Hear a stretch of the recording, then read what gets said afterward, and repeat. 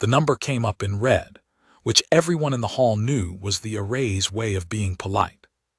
2% next to the name CALLOWAY, K human soul, hanging in the air above the threshold wing's muster floor where every cadet arriving for morning assembly could see it. The murmur that went through the room wasn't laughter. It was the particular silence of several hundred throats deciding, all at once, not to be the one who spoke first.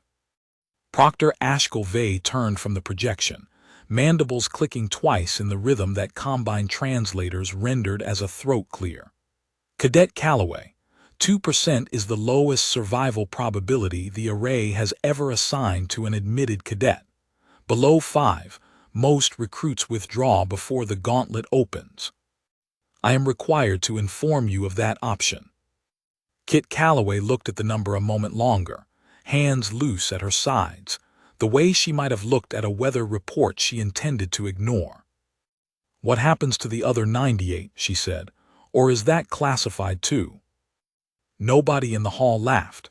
A few of them later would say they wanted to. Vantage reach turned above the gray curve of a world nobody in that hall had been born on. A wheel of steel and warm light strung between 3 docking spines, and the threshold wing was the section of it that took children of a dozen species and tried, methodically, to find out which of them would break first. Kit had been on the station 11 days. She had learned 4 things in that time. That Combine gravity plating ran a half-degree warmer than Earth standard and made her ankles swell if she didn't stretch. That the mess hall's protein paste was edible if you didn't ask what animal, if any, it had come from.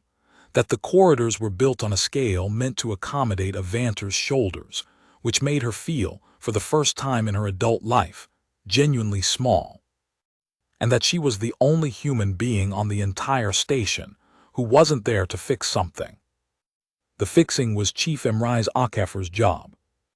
He'd met her ship at the spine with a maintenance cart and a face like a mountain that had seen a great many winters, silver stubble, one ear that didn't sit quite right from an old injury he never explained, and a voice that still carried the flat vowels of a Georgia coastline that had gone under 30 years before either of them were born on dry land.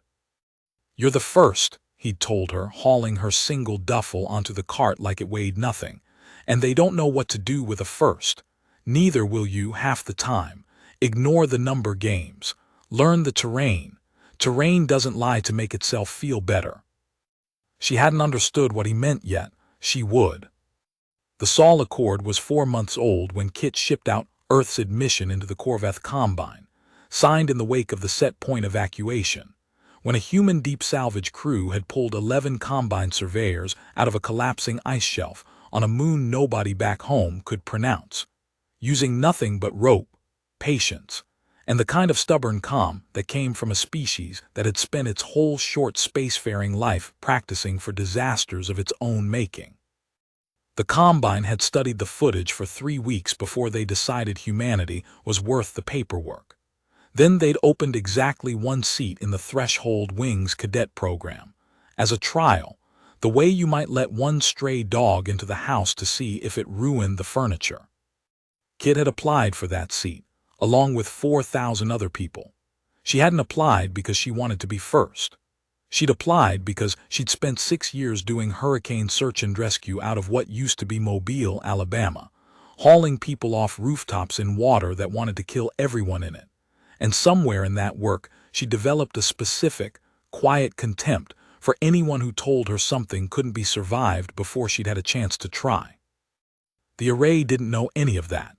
The array only knew what the Combine's actuarial models had on file for the species classification human soul, which, 4 months into a treaty, was almost nothing.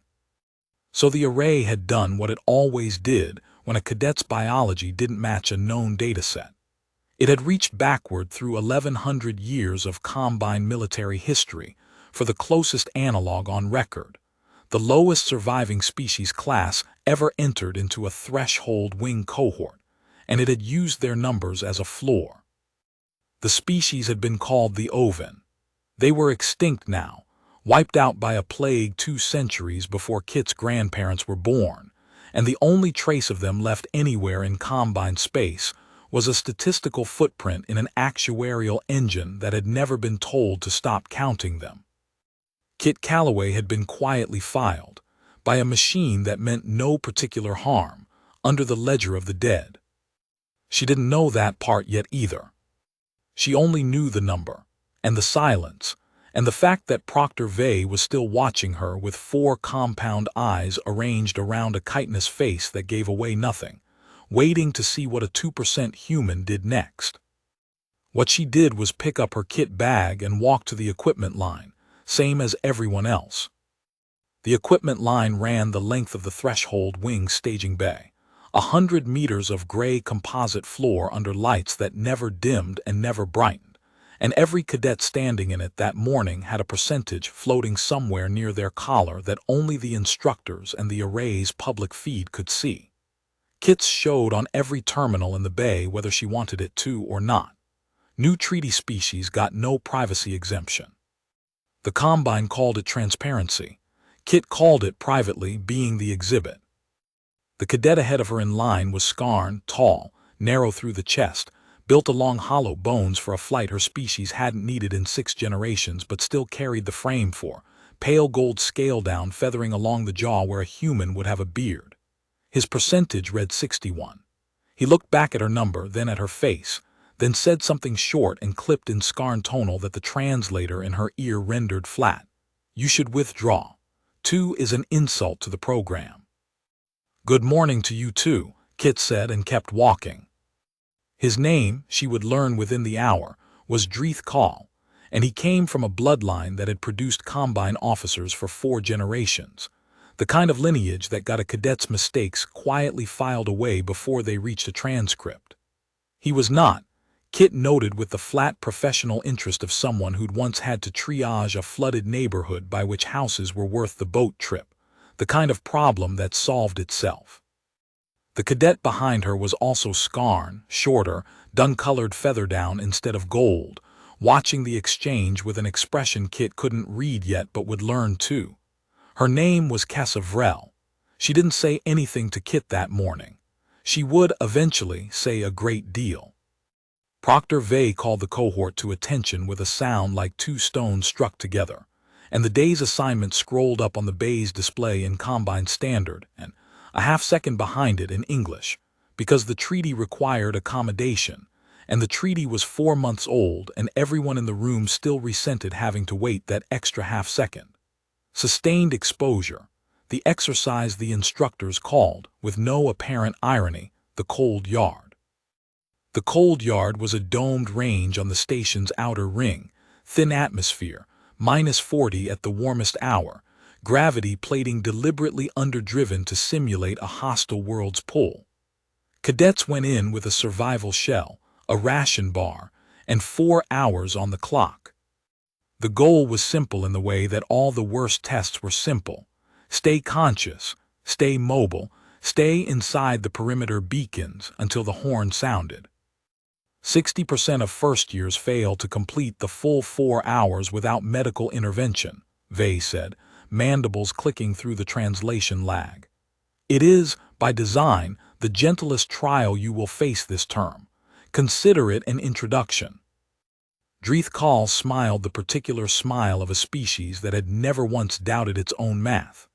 Kit filed the tone away and said nothing, because Chief Okafor had told her, on her second night aboard, over a mug of something that was technically tea, that the fastest way to lose a fight before it started was to let anyone hear you get excited about winning it.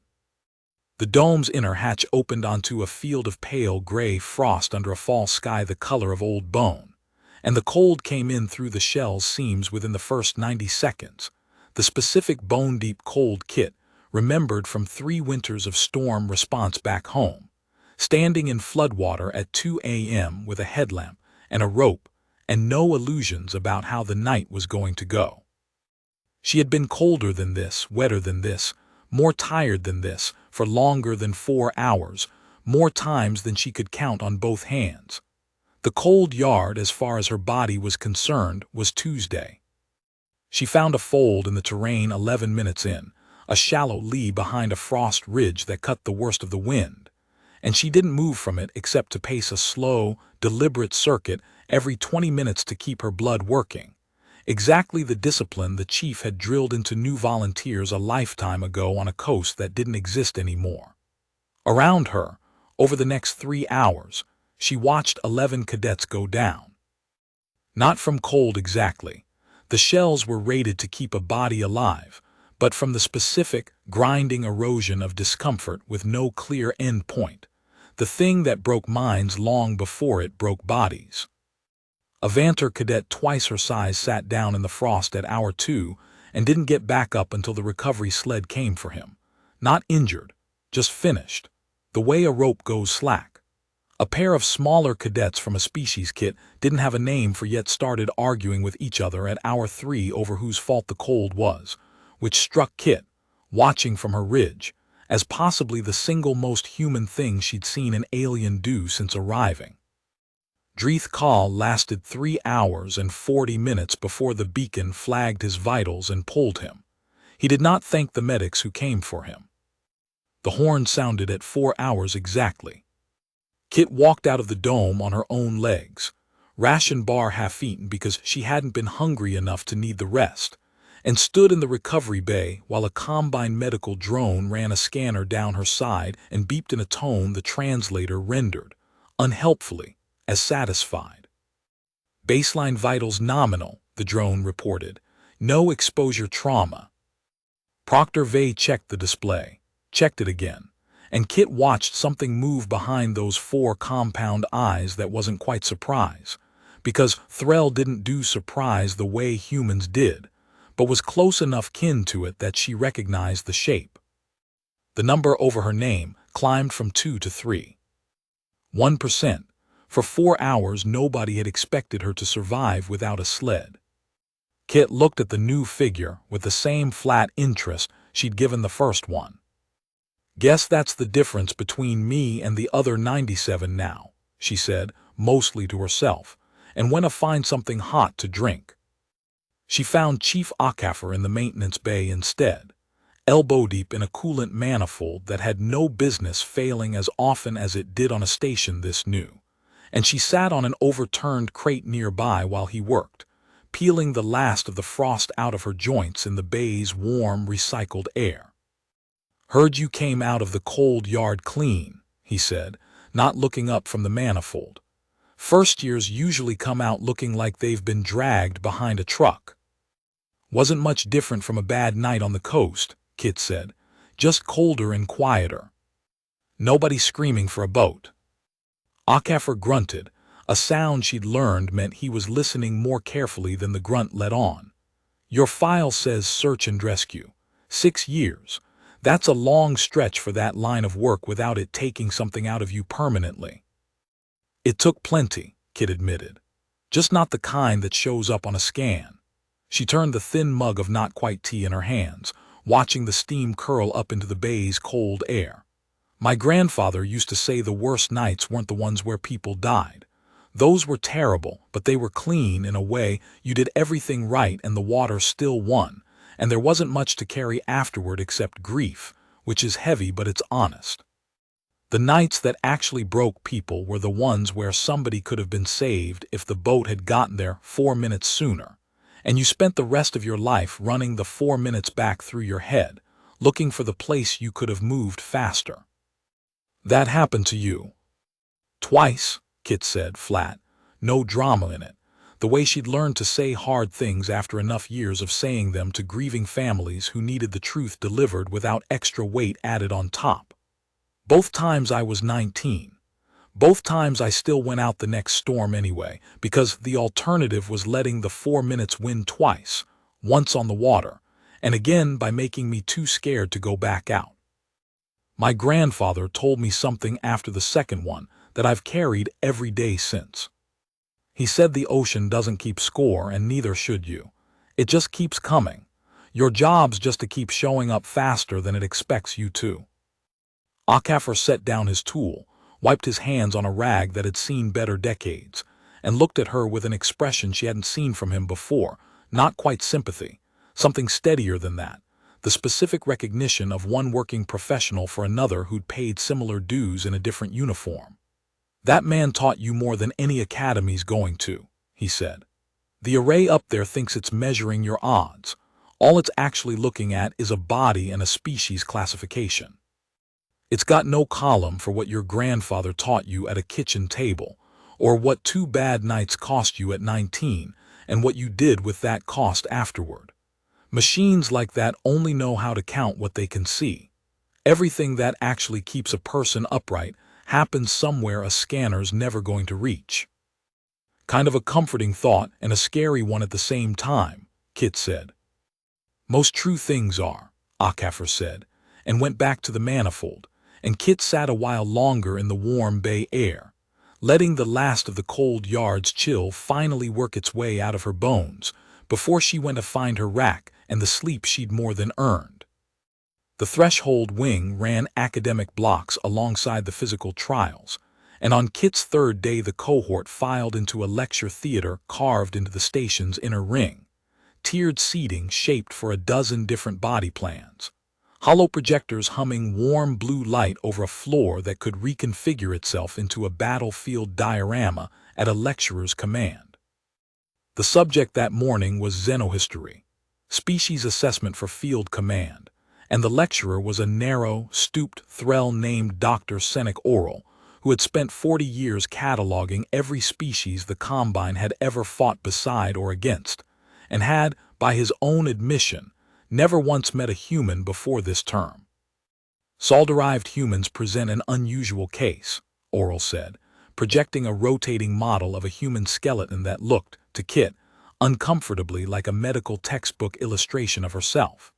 Prior to formal contact, human cultural output described their own species in terms that our analysts initially treated as myth: warriors who fought for days without rest, explorers who crossed lethal environments with no tools beyond improvisation.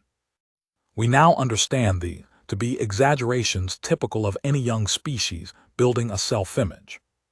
Still, for classroom purposes, can anyone estimate the sustainable kill ratio of a single Sol standard infantry unit against a comparable Combine force? The theater went quiet in the specific way theaters go quiet when a lecturer has just asked a question they expect no one to answer correctly. Dreeth Call, 3 rows down from Kit, didn't bother raising a hand. "Given the survival data we've seen this week," he said, "I'd estimate considerably below Combine average. The human sample appears to require significant institutional support to function." A ripple of quiet agreement moved through the gold-feathered cluster of Scarn cadets around him. Oral actually looked pleased, the way a teacher looks pleased when a student parrots back the expected answer. Kit raised her hand, waited to be called on because Akaffer had told her that was how you won a room that already wanted you to lose. You made them ask you the question instead of taking it, and when Oral gestured at her, she said, without any particular heat, "Depends which uncle you're talking about." The theater's translators struggled with that for a half-second, a ripple of confused mandible clicks and feather shivers running through the tiers as the idiom failed to land, and Oral tilted his narrow head. "Clarify. You're using footage from a species that's had spaceflight for maybe 60 years and combined contact for 4 months, Kit said. "That's like judging a swimmer by watching them the week they were born." "My grandfather did 2 tour clearing minefields on foot in a jungle with a stick and a dog before he was 23. My mother ran a trauma ward through 3 consecutive hurricanes with no power and no resupply for 11 days. None of that's in your data because none of it ever got filed with anyone who has an array. It's not myth. It's just," she considered the word, found it, "undocumented." Oral's 4 eyes moved over her for a long moment, cataloging something. "You are suggesting the historical record undersells your species, specifically, because it was never formally observed by an institution capable of quantifying it." "I'm suggesting your 61% guy back there," Kit tipped her head at Dreeth without looking at him, "has never done anything in his life that didn't happen in front of a scoreboard. That's not an insult. It's just a data point. You should probably write it down. The lecture theater did not laugh, because Combine academic culture didn't reward laughing at a peer in a formal setting. But Kit felt something shift in the room's attention anyway. A recalibration too small to register on any array, but real enough that she felt Kessa Vrel, 2 seats over, glance at her with something that wasn't quite a smile but was standing very close to one. Dreeth Kahl did not glance at her at all. He sat very still, the particular stillness of a species that flushed along the throat when angry and had learned, generations ago, to hide it under feathers. Oral made her repeat the line about the minefields for the lecture's official transcript, which she did, flatly, without embellishment, and moved on to the next slide as though nothing unusual had happened. Because to a 40-year veteran of cataloging myths, one more anecdote from a 2% cadet was simply one more anecdote filed, weighted appropriately, set aside. Kit understood, walking out of that theater, that being right and being believed were 2 very different currencies, and that the Combine's academic machinery ran almost entirely on the second one. She understood the rest of it 4 days later, in the sparring pit, when Dreeth Kahl decided to collect on the insult he'd apparently been carrying since the lecture hall. The sparring pit sat below the staging bay, a sunken circle of the same gray composite floor with padded walls, and an observation gallery that filled up fast whenever word went around that 2 cadets with a grudge had been paired for the day's rotation. Pairings were supposed to be randomized. Kit noticed, walking down the gallery stairs, that Dreeth Kahl was already waiting at the mat's edge, and that the duty roster posted by the door listed her against him in handwriting too neat to be anything but deliberate.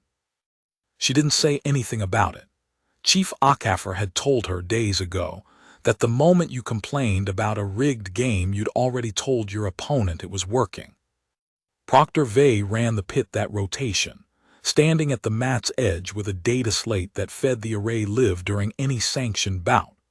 A feature Kit hadn't known about until she saw her own percentage flicker on the gallery display, climbing and falling by fractions as the system recalculated her odds in real time against a known combatant.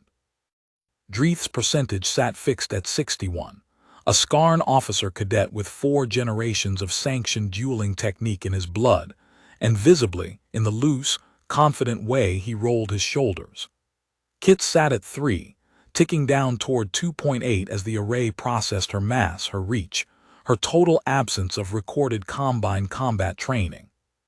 Sanctioned bout, Vey announced.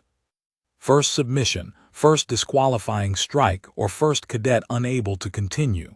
Ready positions. Dreeth Kahl smiled with his mouth closed, the way his species did when they were being polite about something they intended to enjoy. You should have withdrawn at 2%. He said, low enough that only she'd hear it over the translator lag. This will be recorded as a mercy. You keep bringing up the number like I'm supposed to be embarrassed about it, Kit said, settling her weight low and even, hands loose. I did search and rescue for 6 years. You know what my odds looked like on a normal Tuesday. Worse than this. I got real comfortable with bad math. He came at her fast. Scarn were built for speed over strength, hollow bones trading mass for acceleration, and he closed the 4 meters between them in under a second with a strike aimed at her collarbone that would, on a cadet built like him, have ended the bout on contact.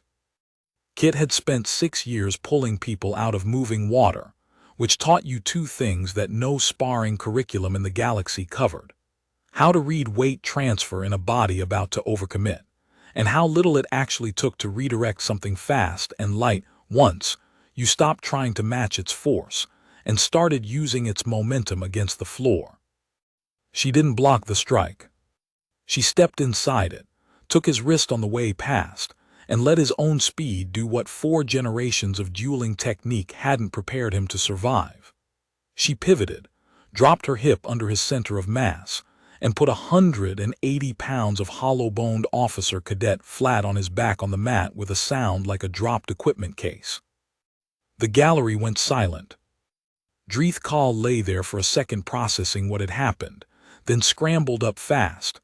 Feathers along his jaw flushed dark with blood he couldn't hide, and came at her again, wilder this time, no longer polite about anything. Kit caught the second strike on her forearm. It hurt, a deep bone ache she filed away to deal with later, and used the same principle a third time, a wide sweep of her leg through his planted foot that put him down again, harder, and this time she followed him to the mat and had a forearm across his throat before he'd finished registering the floor. "Submit," she said, quiet, no heat in it at all, "or I hold this until Vay calls it. Either way we're done in about 4 seconds." He didn't submit. He thrashed once, twice, uselessly, and Proctor Vay's mandibles clicked the sound that meant the bout was over before either of them said another word. "Disqualifying hold, Cadet Calloway wins by control," Vay announced, and the gallery, which had gone silent for the throw, stayed silent for the verdict. 300 cadets of 9 different species recalibrating, in real time, whatever internal model each of them had been running on what a 2% human could do. Kit let Dreeth up. He didn't look at her. He walked out of the pit with his jaw set and his feathers still flushed, and Kit understood, watching him go, that she'd made something worse rather than better. A man like that didn't learn a lesson from a loss. He filed it, the way the array filed everything, and waited for a better rotation. The number over her name on the gallery display settled at 4.6. Proctor Vay approached her afterward, alone, the gallery emptying out around them, and stood for a long moment studying the data slate rather than her face. "The array projected a 6% chance you would win that bout cleanly," Vay said. "It projected a 40% chance you would sustain moderate injury attempting it, and it did not project the technique you used at all. It has no category for it." "It's not a technique," Kit said, flexing the forearm that was going to bruise ugly by evening. "It's just what you do when something heavy and fast is coming at you and you don't have the mass to stop it head-on. You use its own weight. Water teaches you that if you fight it near people who are drowning enough times." Vay's compound eyes moved over her the way Dr. Orals had in the lecture hall, cataloging, weighing, filing something that didn't yet have a place to go. "There is no line item in the array for water," the proctor said, and it wasn't quite a question. "No," Kit agreed, "there should probably be one." She walked back to the staging bay with her forearm throbbing and her percentage sitting at 4.6, and somewhere behind her, for the first time since she'd arrived on the station, an instructor stood very still in an empty gallery, looking at a number on a slate that had just been wrong in a way its own logic couldn't explain. The hearing came 2 days later, because a Scarn cadet of Dreeth Call's lineage did not simply lose a sanctioned bout and let the matter end there. His family had filed a formal review, arguing that the throw Kit used fell outside recognized combat forms and should be struck from the record as an irregular technique, which in combine disciplinary language meant something close to cheating. Dean Ilsevik Kaur presided.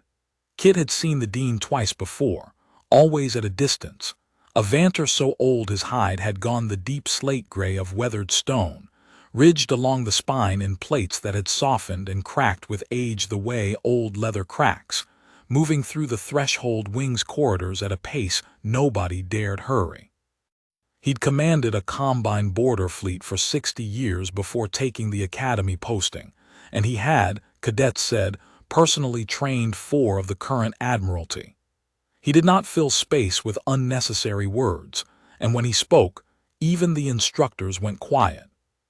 "Show me the recording," Kaur said, and watched the sparring bout twice through, unblinking, his massive head tilted at an angle that gave nothing away. When it finished the second time, he was silent long enough that Kit heard the ventilation system cycle overhead.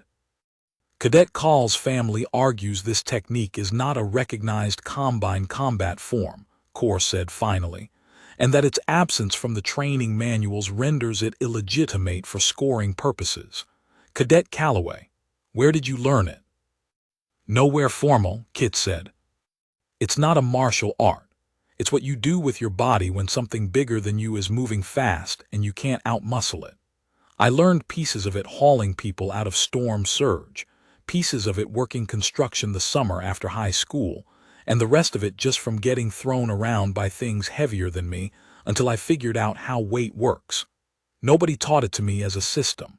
I just needed it to not die a couple hundred times and it stuck. Cora's old eyes, deep set under a heavy ridge of bone, held on her for a long moment. You are describing a body of applied physics developed through repeated survival necessity, absent formal doctrine. I guess so, yeah. That, Cor said, turning to the review panel, is not cheating. That is precisely what a combat academy exists to produce, and we have simply never had a cadet arrive already carrying it. The review is denied. The bout stands as scored. He paused, and something in the old Vanter's weathered face shifted, subtle, unreadable to anyone who hadn't spent 60 years learning to read it. Cadet Call, you will spend the review period studying the recording rather than contesting it. There is more to learn from losing correctly than winning by paperwork. Dreeth Call said nothing. His family's advocate said a great deal, none of it changing the ruling, and the hearing closed within the hour. Kit walked out past Chief Akaffer, who'd been sitting in the observer benches the whole time without her noticing, arms crossed, watching the proceedings with the flat patience of a man who'd sat through 100 hearings that mattered less than this one, and knew how to read a room that had already decided. They're going to keep finding reasons, he said, falling into step beside her down the corridor. Not because you did anything wrong, because you keep proving the math wrong in front of an audience, and there's nothing an institution hates worse than being publicly wrong about something it put a number on. So what do I do? Keep proving it, Akaffer said. Quietly, if you can manage quiet, which I doubt, but keep proving it. That's the only argument that survives a hearing room. Everything else is just paperwork with better lawyers. The next trial came at the end of that week, and it was the one Kit had privately been waiting for since the chief first mentioned it to her. The one built, on paper, to be the great equalizer for cadets who'd grown up soft on combine infrastructure and never once had to make something out of nothing. The cohort was marched out to a section of the station given over entirely to simulated wilderness, a biome dome 3 kilometers across seeded with rock, scrub, cold running water, and an atmosphere dialed to a hostile world's thin, dry chill. Each cadet was issued one item, a single multi-tool, no rations, no shelter, no fire source, and given 72 hours to demonstrate what the instructors called applied resourcefulness and what the cadets, grimly, called the kiln, because more cadets failed it from cold and hunger than from any injury on record. 65% of cadets complete the kiln with at least one medical flag, Proctor Vey announced to the assembled cohort, standing at the dome's threshold with the biting recycled wind already cutting through the observation platform. 11% fail to complete it at all. You are permitted to trade, cooperate, or compete for resources within the dome. The only rule is survival. Begin. Dreeth Call vanished into the scrub within the first hour, moving in the confident, efficient way of a cadet who trained for exactly this kind of exercise his whole life. Kesavrel went a different direction, quieter, more cautious, glancing back once toward Kit before the dome's terrain swallowed her from view. Most of the cohort scattered wide, the standard doctrine spread out, minimize resource competition, survive individually until extraction. Kit did something different. She spent the first 2 hours not moving at all, sitting on a low outcrop reading the terrain the way Chief Akaffer had taught her to read a flooded street before wading into it, watching where the water pooled, where the wind cut, where the rock held heat after the light cycle dimmed, and only then did she start building. By hour 6, she had a Linta shelter dug half into a rock face, angled against the prevailing wind, insulated with dry scrub she'd bundled and layered the way she'd once layered sandbags against a rising bayou. By hour 9 she had a fire, not sparked with the multi-tool's cutting edge, which every other cadet was burning hours trying to force into flint work. But with a bow drill she'd carved from scrub wood and braided from strips of her own bootlaces, a technique her grandfather had taught her on camping trips before she was old enough to drive, the kind of knowledge that had never once been useful in her adult life, until the exact moment it became the only thing that mattered. By hour 14, with a fire built and shelter secured, she started doing the thing that would end up in Proctor Vey's after-action report with 3 separate exclamation-equivalent glyphs, which for a Threll data record was practically hysterics. She started fishing the dome's cold-running stream with a line twisted from more bootlace and a hook bent from a strip of the multi-tool's casing, because she'd noticed, on her slow first survey, that the water ran deep enough near the rock shelf to hold something, and combine biome domes never seeded an ecosystem without giving it something to eat. She was right. By hour 20, she had 4 fish smoking over the fire, more food than one cadet needed for 72 hours, and by hour 24 she had visitors. 2 cadets from a heavier gravity species, built low and broad, stumbled into her firelight half-frozen and empty-handed, having spent their first day fighting the multi-tool's cutting edge instead of reading the terrain the way she had. Kit didn't turn them away. She fed them, let them share the lean-to's warmth, and by dawn had a 3rd cadet, then a 4th, drawn by smoke rising steady over the ridge where every other fire in the dome had guttered out hours ago from cadets who'd wasted their first day panicking instead of watching.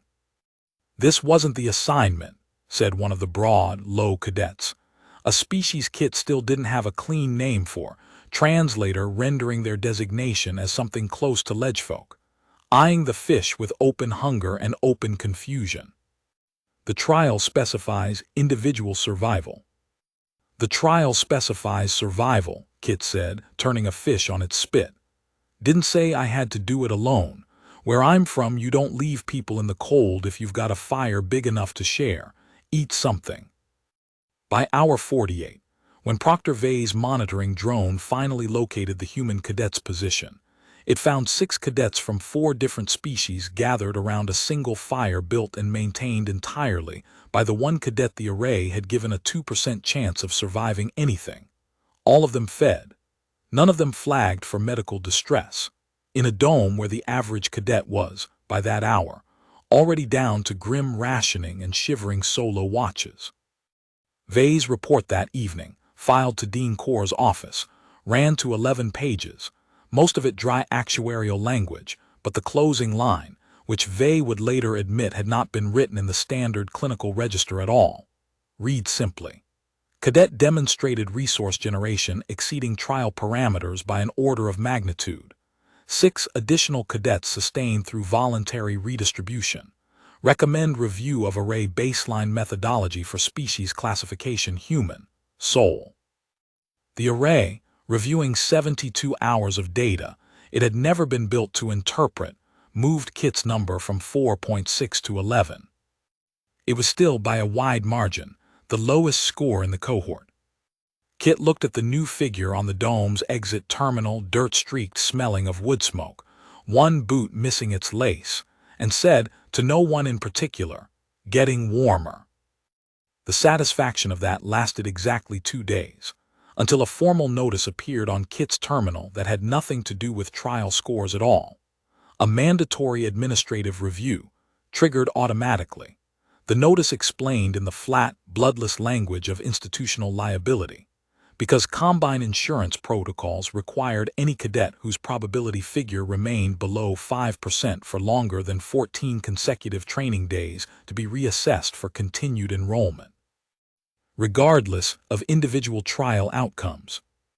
The rule had been written, decades earlier, to catch cadets whose bodies were quietly failing despite good scores elsewhere. A safeguard, in its original intent, meant to protect people, not punish them. Nobody who drafted it had ever imagined a cadet whose actual performance kept outrunning a number the system refused to let catch up fast enough to matter.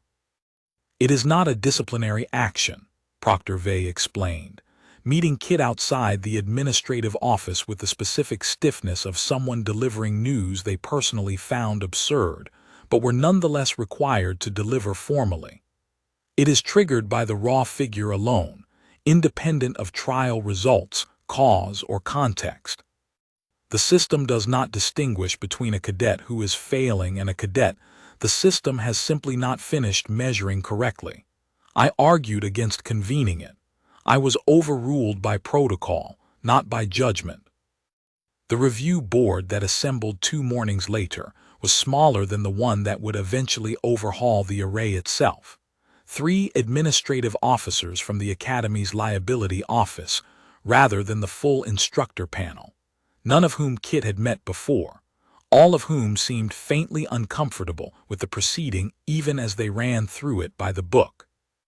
Chief Okafor sat in the observer benches again, arms crossed, jaw set in a way Kit had learned meant he was working hard not to say something that would get him barred from future hearings. The cadet's raw survival figure has remained below the mandatory threshold for 16 days, the lead officer said, reading from a slate without much apparent enthusiasm for the task. Protocol requires the board to formally recommend either continued probationary enrollment under enhanced monitoring or withdrawal on liability grounds. With respect, Vey said, standing to address the panel, the cadet in question has, in that same 16-day window, completed the sustained exposure trial without medical flag, won a sanctioned combat bout, and sustained 6 cadets of 4 species through a resource trial built for solitary survival. The figure the protocol is measuring was never a description of her physical risk. It is an artifact of a dataset that has nothing to do with her species at all. The protocol does not distinguish cause, the lead officer repeated, not unkindly, simply tired, the specific fatigue of a bureaucrat reciting a rule he had no authority to waive. It measures the number as filed. Kit spoke before Vey could answer that a second time, because she'd learned by then that some rooms needed to hear a thing directly from the person it was about rather than filtered through an advocate, however well-meaning. "Can I ask a question?" she said, and the lead officer nodded, faintly relieved to have someone else carry the exchange. If a cadet's actual trial record contradicts the number, whose job is it to update the number? Not whose job is it to explain the number away in a hearing room every 2 weeks. Whose job is it to just fix it? The 3 officers looked at each other for a long moment. The particular silence of people realizing a question had a genuinely uncomfortable answer. "That would fall to the Central Actuarial Division," the lead officer said finally, "which has not yet reviewed a formal request for reclassification." "Then submit one," Kit said, "today if you can. Because I'll keep passing every trial you put in front of me, and you'll keep having to convene this same room every 2 weeks to say the same thing, and eventually somebody's going to ask why nobody just fixed the actual problem instead of scheduling a recurring meeting about it." It was not strictly Kit's place to instruct a liability review board on its own procedure, and she understood that, and said it anyway, because Okafor had taught her, in 11 weeks, that some rules only survived being followed because nobody in the room had ever bothered to ask the question out loud. The board did not withdraw her that day. They couldn't, not with a training record like hers sitting in plain view of the transcript, and Kit suspected, watching the lead officer's visible discomfort, that no board convened under that particular protocol had ever quite faced a case this lopsided before. They granted continued enrollment under what they termed enhanced monitoring, which amounted, in practice, to nothing at all beyond a note in her file, and, at Vey's insistence, formally forwarded a reclassification request to the Central Division, the same request that would, weeks later, land on Director Korsav's desk and open the door to the review that finally broke the array's confidence for good. "They'll convene that room again in 2 weeks if the Central Division doesn't move fast enough," Okafor said afterward, walking with her back toward the staging bay. "Bureaucracies don't fix themselves just because you point at the gears. You know that. I know, Kit said.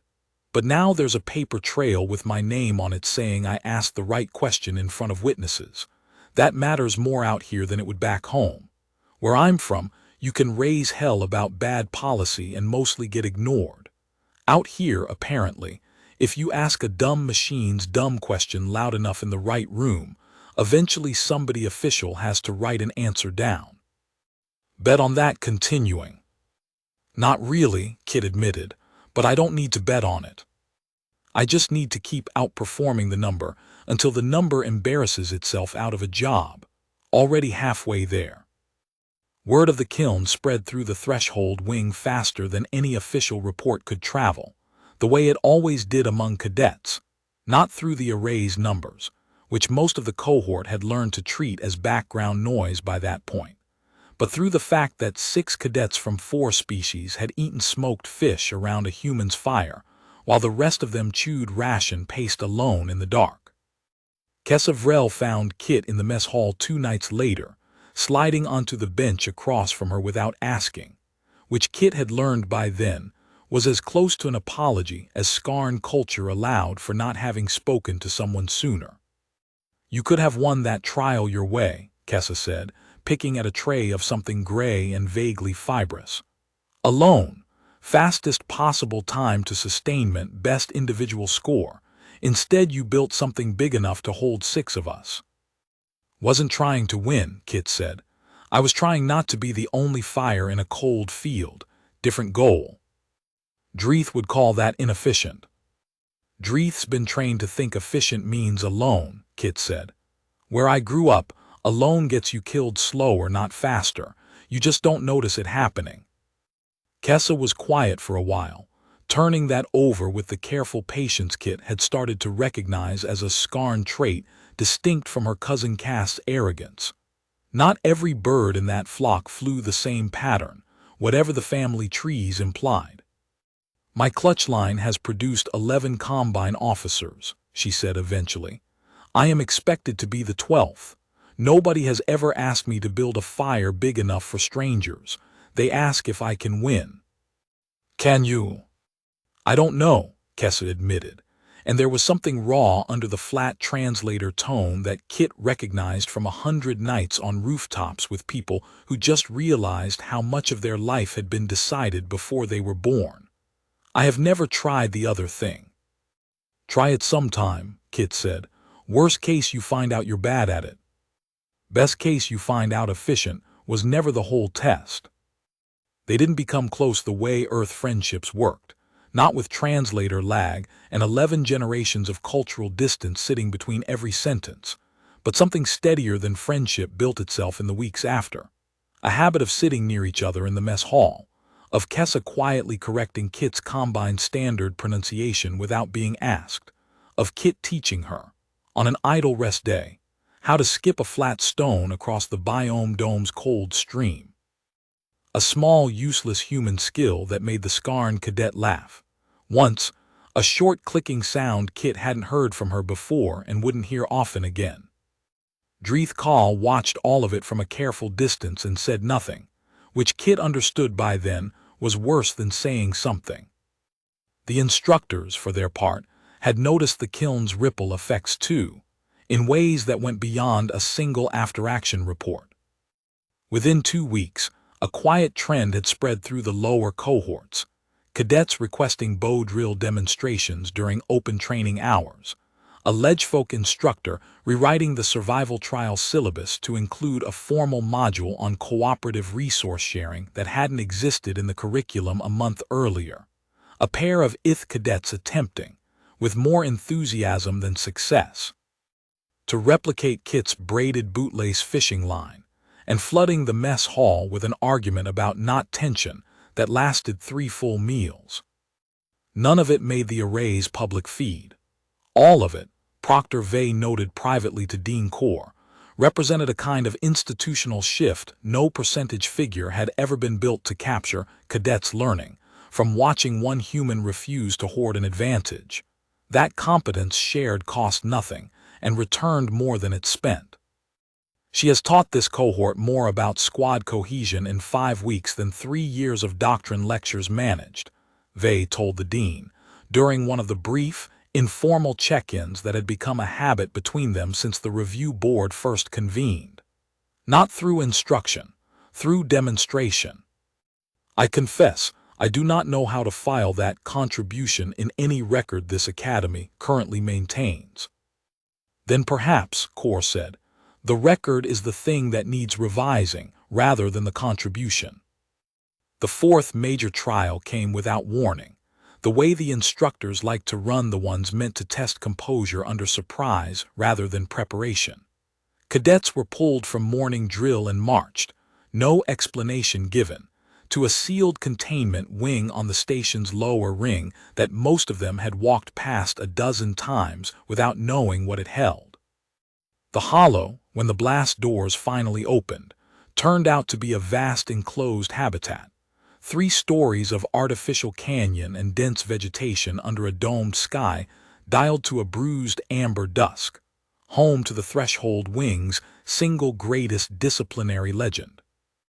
A creature the Combine had catalogued, in the dry language of its threat registry, as an Asheville courser, apex predator of a since-quarantined world, 4 meters at the shoulder, built low and fast with a hide like cracked slate and a sensory array along its jaw that could read a living creature's heartbeat through solid rock at 30 meters. It had been captured as a juvenile 40 years ago for the Academy's Advanced Field Assessment Program, and in that time it had, by official record, broken the collarbones of 6 cadets, ended the careers of 2 instructors, and never once, in 4 decades, allowed a stranger within its enclosure to approach without a full defensive posture. Hackles raised, jaw wide, a low subsonic warning cadets felt in their teeth before they heard it. This trial is not scored on the array, Proctor Vey said, standing well back from the observation rail with the rest of the instructors as the cohort filed in around the enclosure's edge. It is scored on judgment. You will approach the containment threshold, no closer, and demonstrate composure under a genuine apex threat response. Cadets who show panic pattern physiology will be flagged for command track reassignment. This creature has never, in 40 years, permitted proximity beyond the yellow line. One by one, the cadets approached, and one by one the courser rose from its resting hollow among the false rock and answered them with the same response it had given every stranger for 4 decades. Hackles lifting along its slate hide, jaw cracking wide to show rows of backward curved teeth, that subsonic growl building until cadets felt it in their sternum and stepped back without needing to be told twice. Dreeth Kahl held his ground at the yellow line longer than most, jaw set, feathers flat with discipline, and earned a clipped nod from Vey for it. Cassavrel held for a shorter time but held steady, no flinch, which for a species built to read predator body language as instinctively as breathing was its own kind of courage. Kit stepped up to the line when her name was called, and the courser rose the same way it had for everyone else, hackles up, jaw wide, that bone-deep growl rolling out across the enclosure, and Kit stood there for a moment doing the thing she'd done on flooded rooftops with dogs half-mad from fear and days without food. She went still. Not frozen still, not the stiff, held-breath stillness of a cadet suppressing panic. Loose still, shoulders down, weight even. Eyes soft, not locked on the jaw the way every instinct screamed to, but lowered slightly, off to the side. The specific posture she'd learned from a decade of approaching animals that had every reason to think she was a threat and needed, badly, to be shown otherwise. The growl didn't stop, but it changed pitch, subtly, the way a dog's bark changes when it's decided you're not what it thought you were, and the courser's jaw closed most of the way, teeth no longer bared, though it stayed low and wary, muscles coiled. "Hey," Kit said, quiet, not to the room, to the animal, the way she'd talked to something scared and cornered. "I know, new thing, I get it." She didn't cross the yellow line. She wasn't stupid, and she understood, standing there, that 40 years of the courser's training had taught it exactly one lesson about strangers, and she wasn't going to unteach it in a single afternoon out of ego. But she held her ground a full 90 seconds past the point where every other cadet had stepped back. And in the final 10 seconds of it, the courser did something the observation record showed no cadet had ever gotten it to do in 4 decades of trials. It lowered its head, slate hide relaxing along the shoulder, and made a low, rolling sound in its chest that the 2 instructors monitoring its biometrics that day flagged, independently, as the closest analog in its behavioral profile to curiosity rather than threat. The observation rail went very quiet. "It has never done that," said one of the instructors, an older Vanter handler who'd worked with the courser for 11 years, staring at the readout in open disbelief. "Not once. Not for a handler it's known for a decade." "She's not posturing at it," Chief Okafor said afterward, when Kit found him in the maintenance bay decompressing over a mug of the fake tea, forearms still faintly bruised from the sparring pit weeks before. "That's the thing none of them understand yet. Every cadet who walks up to that line is performing courage, holding still because they're told to, because there's an array watching, because backing down costs them a score. You weren't performing anything. You were just reading the room the way you'd read a scared dog on a rooftop. Animals know the difference between held still and actually calm. So does that courser, apparently." "It's not that complicated," Kit said. "Everything that's ever growled at me was more scared of the situation than it was of hating me specifically. You just have to believe that long enough for it to matter. Most people can't believe it, while something the size of a delivery truck is baring 4 rows of teeth at them. I've had worse tempers than that thing pointed at me during a Category 3, Kit said, and meant it. And Okafor, who'd spent 30 years reading exactly that kind of flat, earned confidence in the search and rescue crews he'd served alongside before the Combine ever came calling, didn't laugh, because he understood it wasn't a joke. Dean Core requested the Hollow's full recording that evening, watched it twice, and made a note in Kit's file that never became public, but that Proctor Vey saw when the 2 of them reviewed her progress together 3 days later. Species classification human soul demonstrates threat assessment behavior consistent with long-term, voluntary exposure to genuine physical danger on their homeworld, absent any institutional training structure. Recommend the array's actuarial model be flagged for manual review pending sufficient data population. It was the first official crack in the machinery. It would not be the last, and it would not on its own be enough. The academic trials carried less spectacle than the Cold Yard or the Hollow, but the instructors took them just as seriously, and the one the cohort dreaded most by reputation alone was the cognition assessment.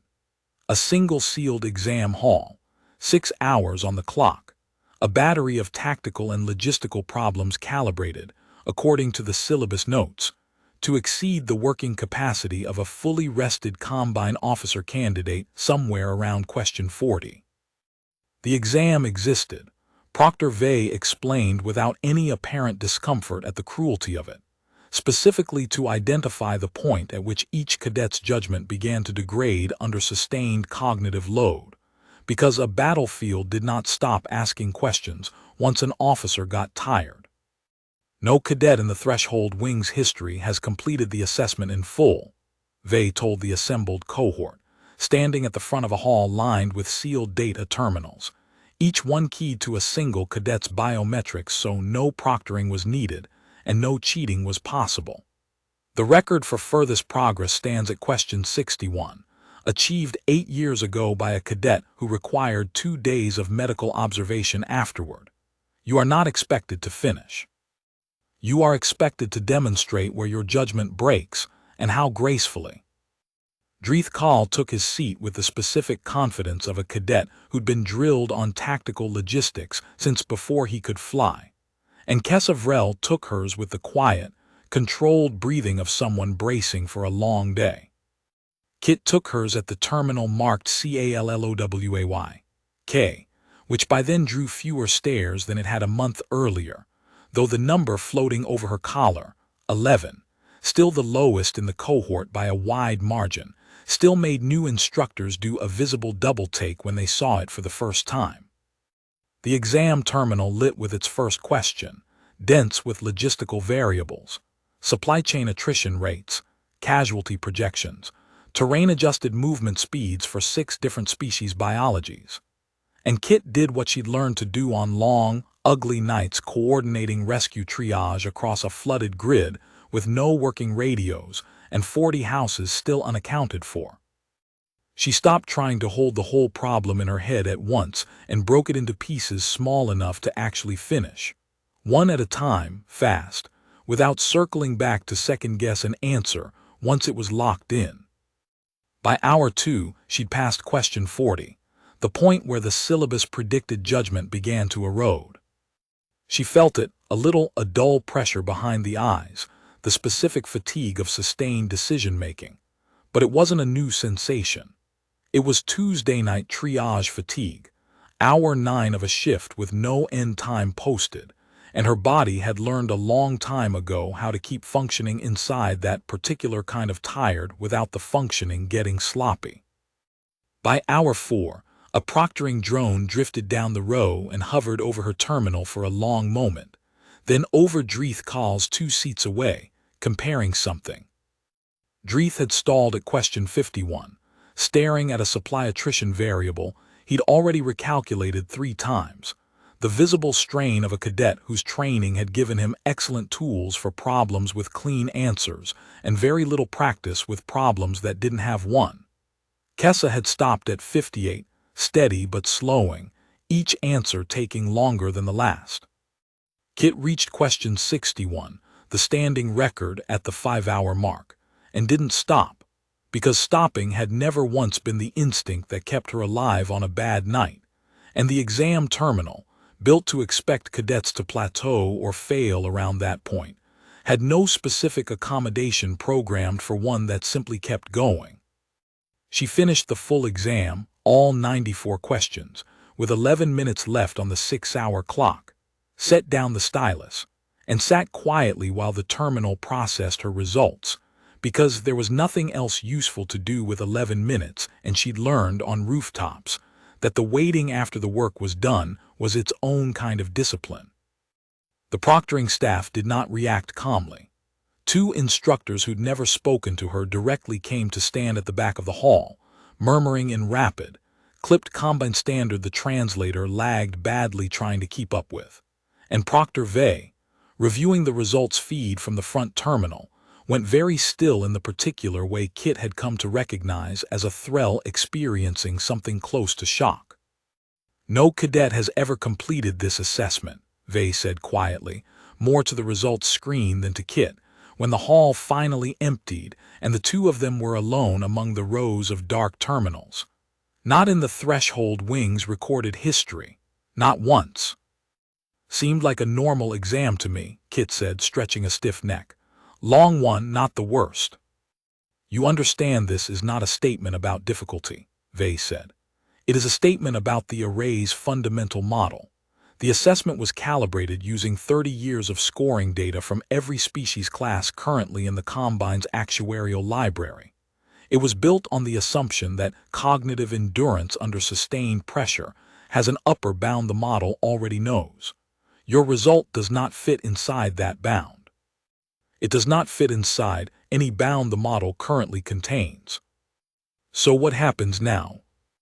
Vey's mandibles clicked slow, and for the first time since Kit had arrived on the station, the proctor's translated voice carried something that wasn't clinical distance at all.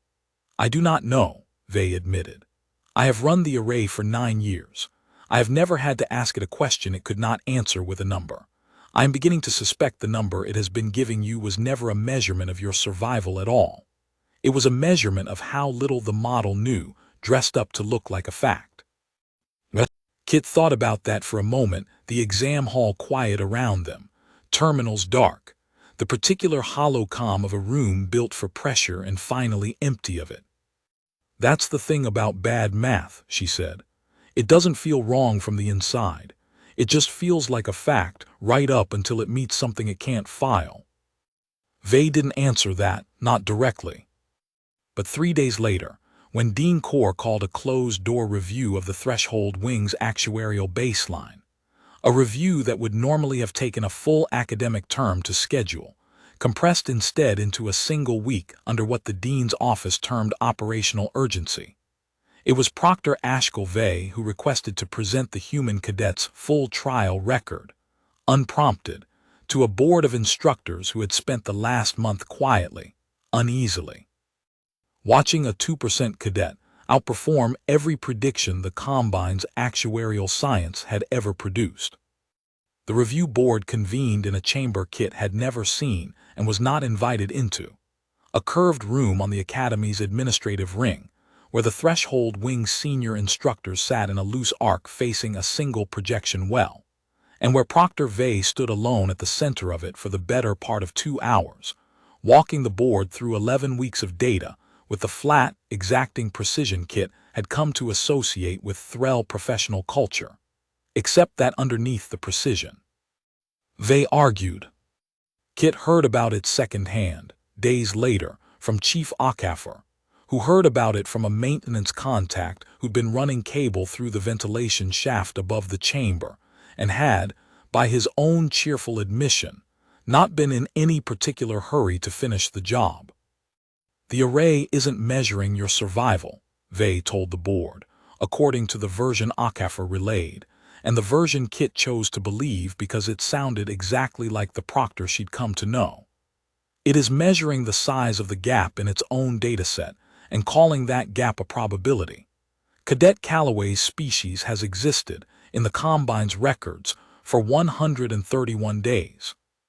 In that time, she has survived a sustained exposure trial without medical flag, defeated a sanctioned combat bout using a technique with no entry in the training library, sustained 6 cadets of 4 species through a resource trial built for individual survival, produced the only voluntary response the Hollow's apex specimen has shown in 40 years of recorded behavior, and completed a cognitive assessment no cadet has ever finished. The array has responded to each of these results by adjusting her score in fractions of a percent, because it has no framework for updating a baseline this far outside its model, only for nudging a number that was wrong from the day it was assigned. One of the older instructors, a Vanter who taught the cognition assessment for over a decade, reportedly pushed back hard. The array's methodology was proven, 30 years of Combine service, and one anomalous cadet, however impressive, was a sample size of exactly 1, insufficient grounds to overhaul a system that had correctly filtered command candidates across 100 worlds. It was Dean Corr who ended the argument, according to Okafor's contact, with a single line that shut the debate down cold. A model that cannot recognize its own blind spot is not a model. It is a habit wearing the costume of a fact. I did not survive 60 years of border command by trusting habits dressed up as facts. The board did not vote to dismantle the array that day. An institution that old did not undo 1,100 years of actuarial infrastructure over one cadet's trial record, however extraordinary, but it voted, unanimously, to authorize something the Threshold Wing had not run in over a decade. A live field capstone trial, full squad deployment, minimal simulation buffer, real risk, real terrain, the closest the Academy came to sending cadets into an actual hostile environment before commissioning. The Combine called it, in the dry administrative language that made everything sound survivable, the deep array exercise. Cadets called it, when instructors weren't listening, the proving, because everyone who'd ever gone through it came back changed, and a handful over the decades hadn't come back at all. If the humans' numbers are real, Corr told the board, closing the session, the deep array will prove it beyond any dispute the array itself can raise. If they are not real, if this has been 11 weeks of an exceptional cadet getting fortunate against low-stakes trials, the deep array will prove that too, and prove it in a way that costs the Combine nothing but the truth. Either way, we stop guessing. Kit learned the news the way most of the cohort did, posted to the muster board 2 mornings later. Squad rosters for the capstone exercise listed by team. 6 cadets to a unit, drawn from across the full threshold wing class rather than by species or specialty. The way real combine deployments were built. She was Squad 5. So was Kessa Vrel. So, in a piece of scheduling that Kit was fairly certain hadn't been an accident at all, was Dreeth Call. She found Proctor Vey in the staging bay an hour later, checking equipment manifests, and asked the question directly, because she'd learned by then that Vey respected directness more than almost anything else the Combine's culture offered. "You put him on my squad on purpose." "I recommended the roster," Vey said, not looking up from the manifest. Dean Corr approved it. "The exercise tests command judgment under pressure with a squad you did not choose and cannot fully trust. Cadet Call resents you. You have, by every account I have gathered, never once returned that resentment in kind. I wanted to see which of those 2 facts the deep array proves stronger." "That's a hell of a thing to bet a live field trial on." "It is," Vey agreed. "The array has been wrong about you from the first morning. I would like, before you graduate this program or do not, to be wrong about something on purpose, for once, and see if I learn as much from it."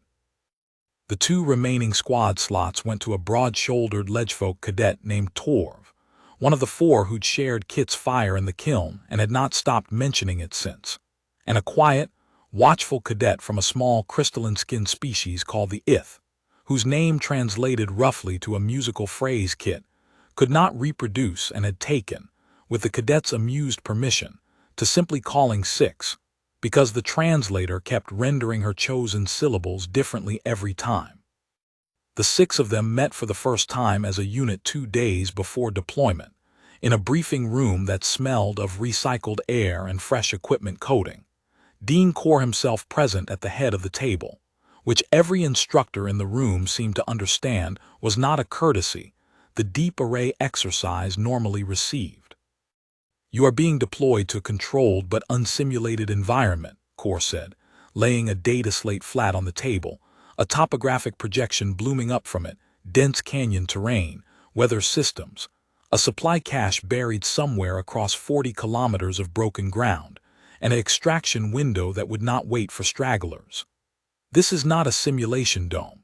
The terrain is real, drawn from a decommissioned survey outpost the Combine no longer occupies. The weather is real. The hazards native to the site are real, though reduced in lethality from the original survey data. You will insert as a squad, locate and secure the cache, and reach the extraction point within 36 hours. You will do this as 6 cadets who did not choose each other, the way every real command assignment in this Combine has ever been built. Squad cohesion is not optional equipment. It is the only equipment that matters once the terrain stops caring about your rank." Dreeth Call sat very straight through the whole briefing, jaw tight, and did not once look across the table at Kit. Kessa sat beside her, steady, and under the table briefly, without a word, bumped her boot against Kit's. A small gesture Kit understood immediately for what it was, because she'd made the same gesture herself, years ago, sitting in a briefing tent before a night that turned out worse than anyone predicted, to a partner she trusted and hadn't had the words to tell so. "Questions?" Corr said, and when none came he looked, for a long moment, directly at Kit, not at the number that no longer hung visibly over her collar in this room, but at her face. "Cadet Calloway, the array currently places your survival probability at 11% for this exercise, the lowest in your squad by a wide margin. I want that number in the room before you deploy, because I do not believe in hiding uncomfortable facts from cadets who are about to trust each other with their lives. What do you make of it?" Kit considered the question with the same flat attention she'd have given a wind report before a search shift. "Same thing I made of the first one," she said. "It's not telling me what's going to happen. It's telling me what the model doesn't know yet. I've been finding out what's actually true the hard way since I got here. Don't see a reason to stop now." Corr's weathered face didn't quite smile. Vanter didn't build their faces for it, but something in the set of his jaw eased, fractionally, the closest thing to approval Kit had seen from him yet. "Then get your squad ready," he said. "The transport leaves at first light."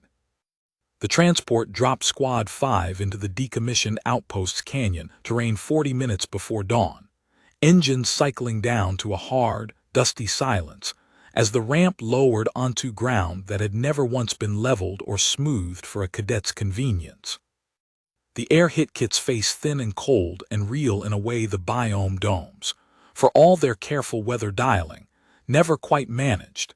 A genuine world's atmosphere, genuine wind carrying genuine dust off genuine rock that had been eroding under its own weather for longer than the Combine had existed.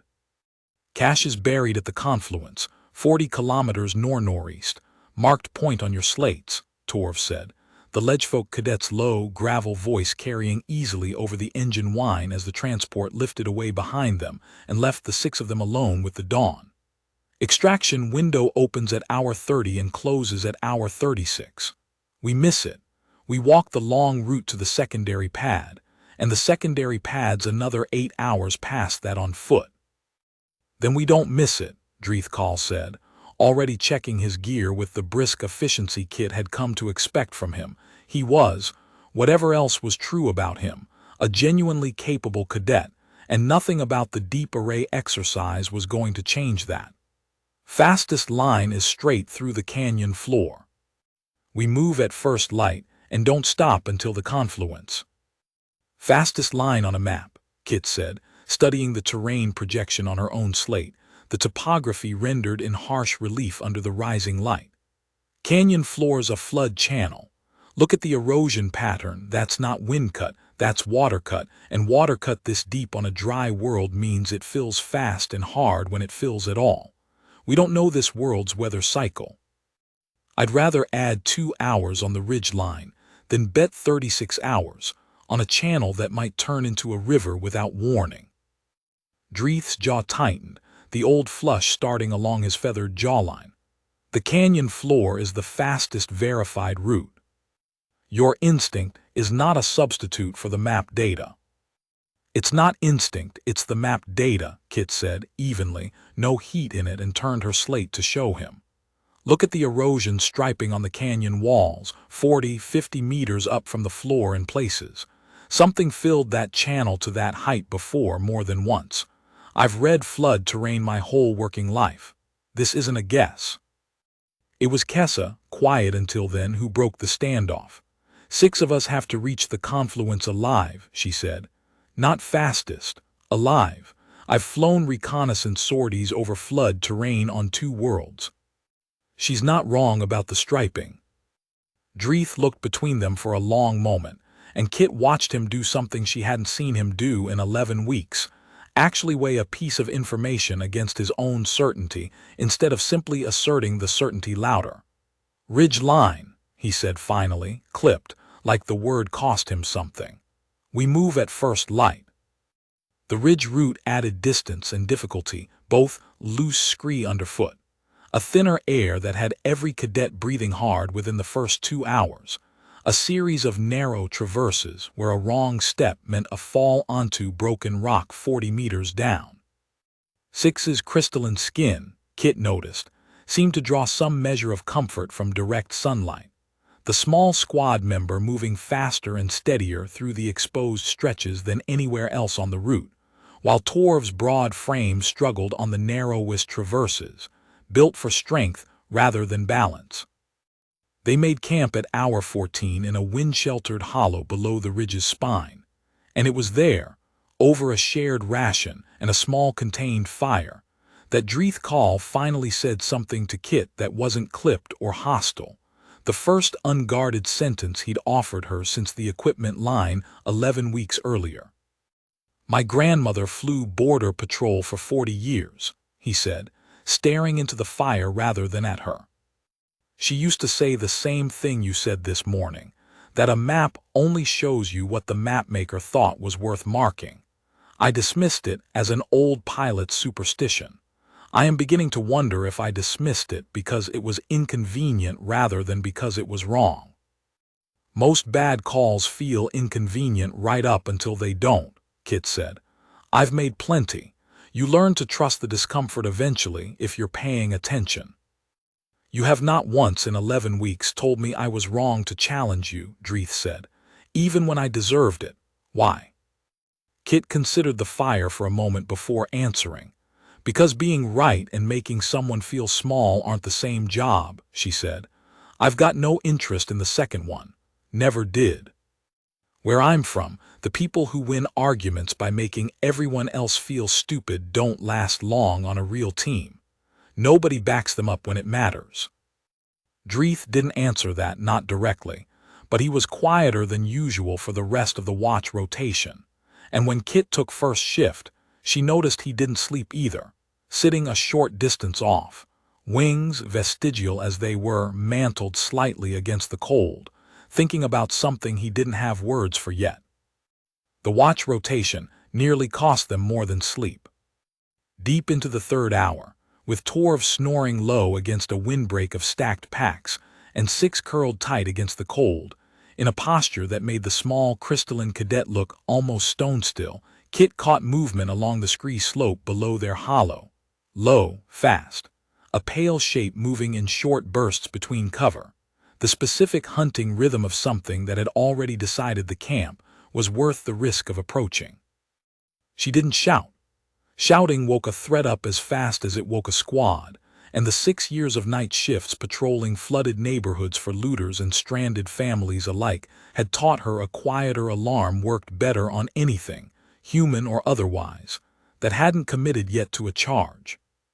She put a hand on Dreeth's shoulder, felt him go instantly, silently alert. A Skarn's night vision was sharper than a human's by a wide margin, and he'd picked out the shape half a second after she pointed, low along the scree, closing the distance in patient, deliberate stages. Pack Hunter, Dreeth breathed, barely audible. I count 2 more behind it, higher on the slope. This World Survey note said nothing about apex fauna this far from the confluence. Old survey, incomplete data, remember, Kit murmured back, already easing Kessa awake with a hand on her ankle rather than a touch that might startle a flight reflex, the two of them rousing Torv and Six with the same careful economy. Same reason nobody flagged the flood pattern.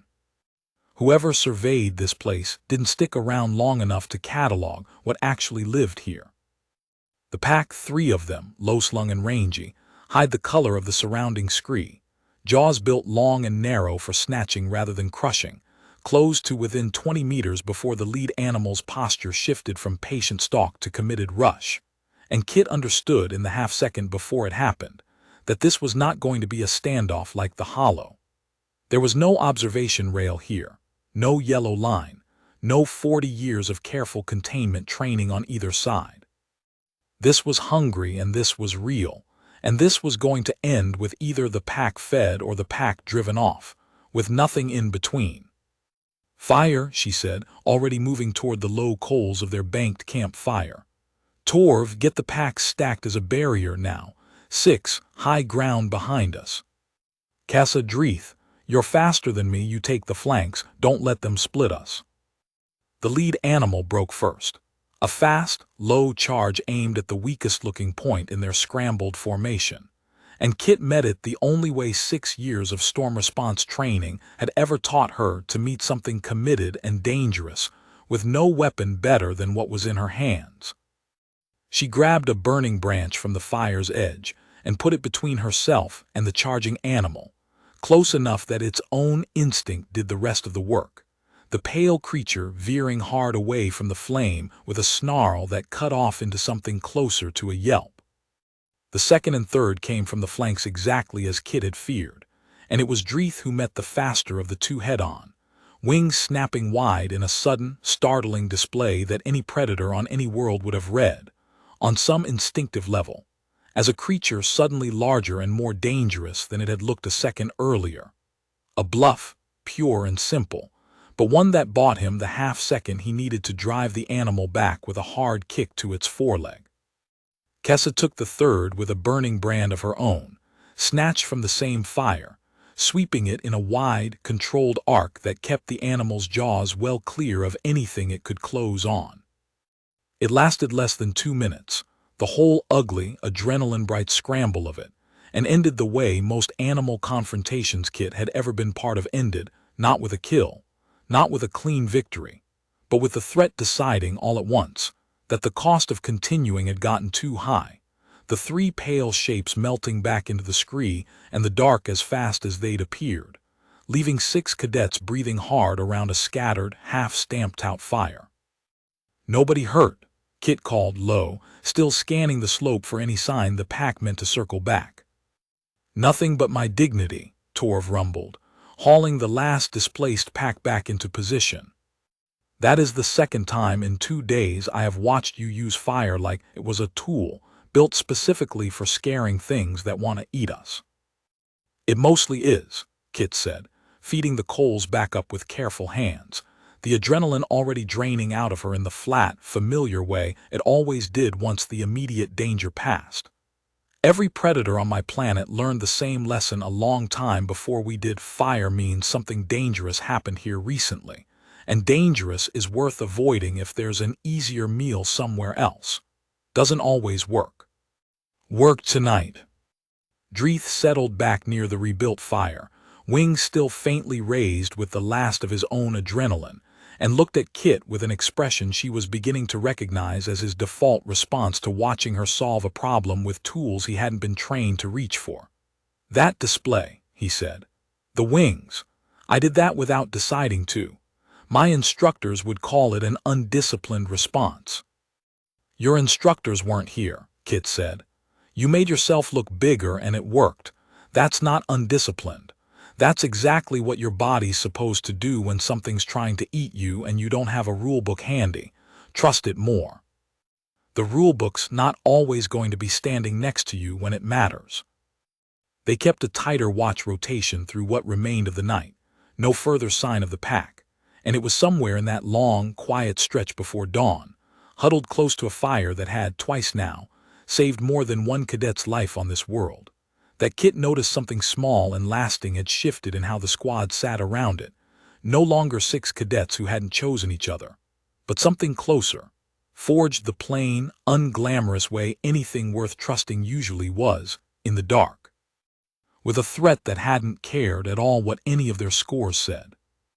They broke camp before dawn on the second day and pushed hard along the ridge, the confluence coming into view by mid-morning, a wide basin where 2 dry channels met, a low structure barely visible beneath decades of blown sand and scrub, the cache marker pulsing faint on every slate in the squad. It should have been by every projection on the mission brief, the easy part. It was 6 who saw the weather first, crystalline skin catching a shift in the light long before any of the others registered it. A strange violet cast spreading along the horizon to the west, fast, faster than any weather front Kit had ever tracked back home. "That's not normal cloud," Six said, voice tight, translator struggling to render the specific alarm in the small cadet's tone. "That's a pressure system. A big one, moving in faster than it should be able to." Torv checked the mission brief's weather notation, found nothing useful. The decommissioned outpost survey data was decades old, incomplete, filed by a Combine team that had left this world in a hurry and never come back to finish the job properly. "No entry for storm systems in the brief," he reported. Either they never saw one, or they didn't survive long enough to file it. Kit looked west at the violet wall building on the horizon, then down at the dry channel floor beneath the confluence, the deep water-cut striping she'd flagged on the ridge the day before, 40-50 meters up the canyon walls in places, and felt the specific cold certainty she remembered from 3 winters of hurricane response.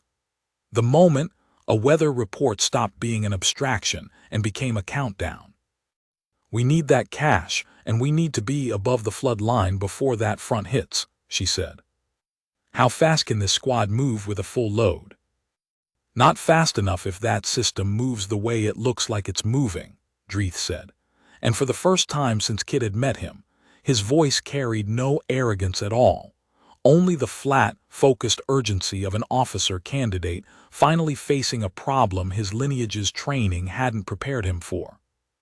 Then we don't carry the full load at the same speed, Kit said, already moving toward the buried structure, mind running the same triage math she'd run 100 times on flooded streets with a clock she couldn't stop.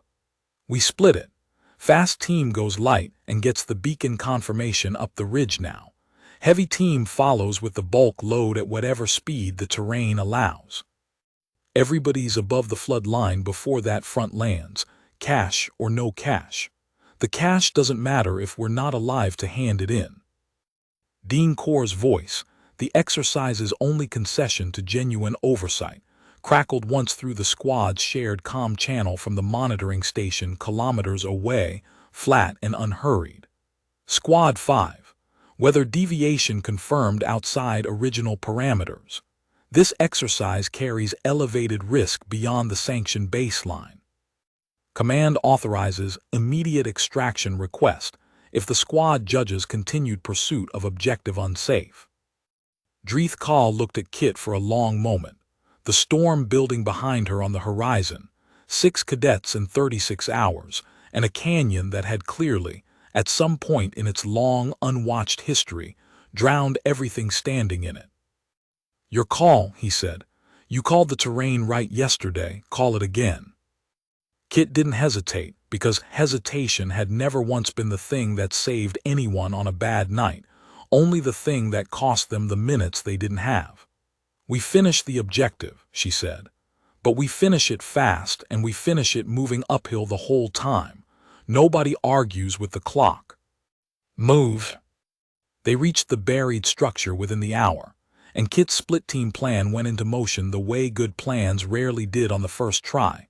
But this one, mercifully, mostly held, Six and Kessa took the confirmation beacon, and the lightest portion of the cache load and pushed hard for the ridge trail above the confluence, both of them fast and sure-footed on broken ground, while Kit, Dreeth, and Torv worked the heavier extraction. Levering the buried cache housing free of decades of packed sand, with tools never designed for the job, hands raw, the violet wall of the storm front climbing higher and faster across the western sky with every passing minute. The wind hit first, a hard, sudden gust that carried the specific mineral smell of a downpour still kilometers off, and Kit felt her stomach drop the way it always had in the last calm minute before a storm surge turned a familiar street into something else entirely. Housing's free, Torv reported, hauling the last of the cache clear with a grunt of effort that spoke to exactly how much the heavy cadet had been holding back on the ridge march to keep pace with the rest of them. We need to move. Now. They moved. The confluence basin, dry and dusty an hour earlier, was already darkening at its lowest points. Thin sheets of water beginning to spread across ground that hadn't held moisture in longer than any of them wanted to guess. Runoff arriving from somewhere upslope faster than the rain itself had even reached them yet, the specific. Brutal physics of flash flooding that Kit had spent 6 years learning to read and respect, and had never once expected to need again, once she left Earth's atmosphere behind. Channels filling, she called, watching the water's edge creep across the basin floor with a speed that made Torv's broad frame go still with something close to primal alarm. We go up now, straight line. Don't follow the trail if the trail dips low anywhere. They ran. Kit led, reading the terrain on instinct honed on 100 flooded blocks, picking the highest available line through broken rock with the cache housing lashed heavy across Torv's back. Dreeth close behind her matching her pace stride for stride. Wings mantled tight against his body in a posture Kit didn't have time to ask about but understood on some level, was a Skarn's version of bracing. The flood arrived faster than any of them had planned for. It came down the main channel first, a wall of brown water carrying debris and force enough to be heard before it was seen, a low roaring rumble that Kit's body recognized in her bones before her mind had finished processing the sound. The exact sensory memory of every storm surge warning she'd ever answered. The confluence basin, The ground they'd been standing on 20 minutes earlier vanished under moving water in the space of a single breath. They were above the main flood line by then, on a shelf of broken rock 40 meters up the canyon's flank, but the secondary channel, the one Kit had flagged as an afterthought on the ridge the day before, the smaller cut she hadn't weighted as heavily because the striping there ran lower, filled faster than any of them expected. A flash surge cutting across the exact traverse Dreithkal was crossing when the water hit. It took his footing out from under him in an instant, no warning beyond a half-second of Kit's peripheral vision catching motion where there shouldn't have been any. And then Dreithkal was in the water, the current dragging him hard toward the confluence's roaring main channel, hollow scarn bones, built light for a flight his species no longer used, built badly for fighting moving water, giving him almost no purchase against the current at all. Kit didn't think about the odds. She'd spent 6 years training her body not to, because the thinking always came a half-second too slow to matter, and the body, if you drilled it right, already knew what to do. She dropped the coil of guidelines she'd been carrying since the Ridge standard gear, never meant for this, but rope was rope, anchored one end around a spar of broken rock with a knot her hands tied without needing her mind's permission, and went in after him. The water was colder than the cold yard, harder than anything the dome had simulated, and it hit her with a force that would have taken her legs out entirely if she hadn't gone in braced, low, angled against the current the way she'd learned on a bayou that had claimed better swimmers than her more times than the history books liked to admit. She caught Dreith's wrist 11 meters downstream, the current trying to tear them both toward the main channel's roar, and held on with a grip that came from years of pulling people out of water that wanted them dead, while Torv, up on the rock shelf, hauled the guideline hand over hand with a strength that finally had a use worthy of it, dragging both cadets back against a current that did not want to let either of them go. They came up onto the rock shelf together, soaked, gasping, Dreithkal's hollow bones shaking with a cold that went past the water's temperature into something closer to shock, and Kit got him onto his side, checked his breathing, checked the shoulder he'd wrenched hard against a submerged rock during the 11 meters of current, and did the same triage work she'd done 100 times on rooftops with strangers whose names she never learned. "Stay with me," she said, close to his ear, flat and steady, the exact tone she'd used on every frightened stranger she'd ever pulled out of moving water. "You're out. You're on rock. Breathe with me." Dreith's compound eyes, narrower and darker than a threll's, built for a different kind of sight, found her face, and for a long moment neither of them said anything at all, the storm roaring around them, Torv coiling the guideline with hands that hadn't stopped shaking either. "You went into that water for me," Dreith said finally, voice cracked and raw, "after everything." "You were on my squad," Kit said, like it was the only fact that had ever mattered, because to her it was. "That's the whole answer. Doesn't need to be more complicated than that." They held the rock shelf through the worst of the storm's passage, the main channel roaring below them for nearly 2 hours before the violence of it finally began to ebb, and it was Kit, watching the water recede below their position, who first noticed the thing that would end up in every after-action report the Combine's actuarial division filed for the next decade. The survival math of the moment they just lived through. A Scarn cadet thrown into a flash flood, hollow bones and no aquatic training, should not by any measure have survived 11 meters of that current. A human cadet, going in after him with no equipment beyond a rope and a decade of civilian training that had never once been formally recognized by any institution she'd have called an authority, should not, by the numbers still sitting quietly on file back at the station, have been capable of the retrieval at all.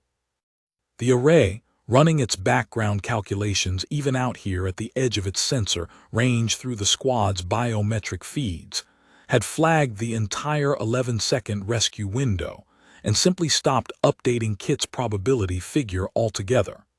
Not because the model had run out of processing power. Because the model, for the first time in the Corvath Combine's 1100-year actuarial history, had encountered a data event it had no category to file at all, and rather than force a false number onto an event outside its training entirely, it had, in the closest thing a machine could manage to honesty, simply returned no result. Dean Corr's voice came back over the comm channel an hour later, once the squad had regrouped on higher ground with the cache secure and Kessa and Six's confirmation beacon already logged from the ridge trail above. The old Vanter's tone, flat as ever across the transmission, still carried something Kit hadn't heard from him before. Squad 5. Extraction confirmed for the primary pad at hour 30. Casualty report. One cadet with a wrenched shoulder treatable, Kit reported. Otherwise the squad's intact, cache secured, beacon confirmed. We finished the objective. There was a pause on the channel long enough that Kit wondered if the transmission had dropped. Understood, Squad 5, Corr said finally. Proceed to extraction. Well done. It was the first time, in 11 weeks, that Kit had heard the old Dean say those two words to anyone at all. The walk to the primary extraction pad took the better part of 6 hours, the storm's aftermath leaving the ridge trail slick, and the air heavy with a mineral wetness none of them had breathed on this world before. And Squad 5 moved together in a way Kit hadn't seen from them at the start of the exercise, Torv breaking trail through the worst of the debris without being asked. 6 calling out footing hazards in a voice that had lost its earlier alarm and settled into something closer to calm authority. Dreeth Call walking with his wrenched shoulder strapped and his pace matched, without comment, to whatever the slowest member of the squad could sustain. Kessa fell into step beside Kit near the halfway mark, having pushed hard down from the ridge the moment the beacon confirmed, and said nothing for a long while, the two of them simply walking, boots crunching over wet gravel, the storm's last violet light fading behind the eastern rock. I watched the feed, Kessa said eventually. From the ridge, I couldn't get down in time to help. I watched you go into that water. Wasn't much of a choice, Kit said. He was going under the main channel. Rope and a shelf were the only tools I had. That is not what I mean. Kessa's translated voice carried something careful, deliberate. The tone Kit had learned meant a Skarn cadet was working up to a sentence that cost more than it looked like it should. Dreeth Call has spent 11 weeks trying to have you removed from this program. His family filed a formal review to strip your combat score. He has said things about your species in the barracks that I have not repeated to you because they were not worth repeating. And you went into a flash flood after him without a second's hesitation, the way you'd have gone in for me, or for Torv, or for a stranger you'd never met. That's the job, Kit said simply. You don't get to pick who drowns. Where I grew up, that's not a virtue. It's just the minimum. On my world, Kessa said, it would be considered a form of weakness. Loyalty that isn't earned first is loyalty wasted on people who might never return it. Maybe, Kit said. Or maybe it's the only kind of loyalty that actually means anything, because it doesn't come with a bill attached. I didn't go in that water hoping he'd owe me something. I went in because he was drowning and I had a rope. Everything after that's just what happens next. Kessa was quiet for the rest of that stretch of trail, turning something over behind her dun-feathered composure that Kit didn't push, because some things needed walking distance more than they needed words. Dreeth Call found her alone near the extraction pad itself, the transport already visible as a distant glint against the darkening sky, the rest of the squad settling their gear a short distance off. He stood for a moment before speaking, the careful stillness of someone who had rehearsed a sentence and still wasn't sure it was the right one. I have spent this entire program believing the array's number told me something true about you, he said. That 2% was a fact I was entitled to act on. I understand now that it was never a fact. It was an absence, and I mistook the absence for permission. He paused. I do not know the correct Skarn word for what I owe you. My language does not have a clean term for a debt this large that was never asked for. We don't really have one either, Kit said. Closest thing my language has got is just thanks. Doesn't cover it, but it's what there is. Thank you, Dreethkal said, and the word came out stiff, unfamiliar in his mouth. A cadet from 4 generations of officers learning a sentence his lineage had never needed to say to anyone. For the water, and for not making it a lesson you held over me afterward, which I believe I would have deserved. You already learned the lesson, Kit said, out there on the rock. I didn't need to teach it twice. The transport lifted them off the decommissioned world an hour later, 31 hours into a 36-hour window, cash secured, squad intact, and Kit watched the storm-scoured canyon fall away beneath them through a viewport still faintly beaded with floodwater she hadn't fully dried off, and thought, not for the first time since arriving on Vantage Reach, about how much of survival had never been about the number anybody assigned you going in. The station's muster floor was crowded when Squad 5 walked back through the threshold wing's arrival gate 2 hours later. Word of the deep array exercises storm deviation had already spread through the cohort, the kind of story that outran official channels every time, and cadets from every squad had gathered at the gate to see the 6 of them come home. The muster floor's central display, the same holographic board that had greeted Kit with a red 2% 11 weeks earlier, was already running the exercise's biometric summary, feeds still updating live from the squad's returning gear.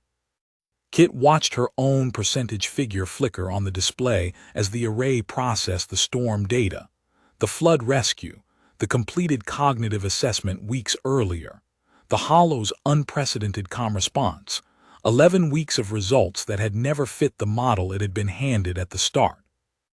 The number climbed, 11 to 18, 18 to 26, 26 to 31, cadets around the muster floor going quiet as they watched a figure that had sat stubbornly, insultingly low for 11 straight weeks suddenly refused to stop moving.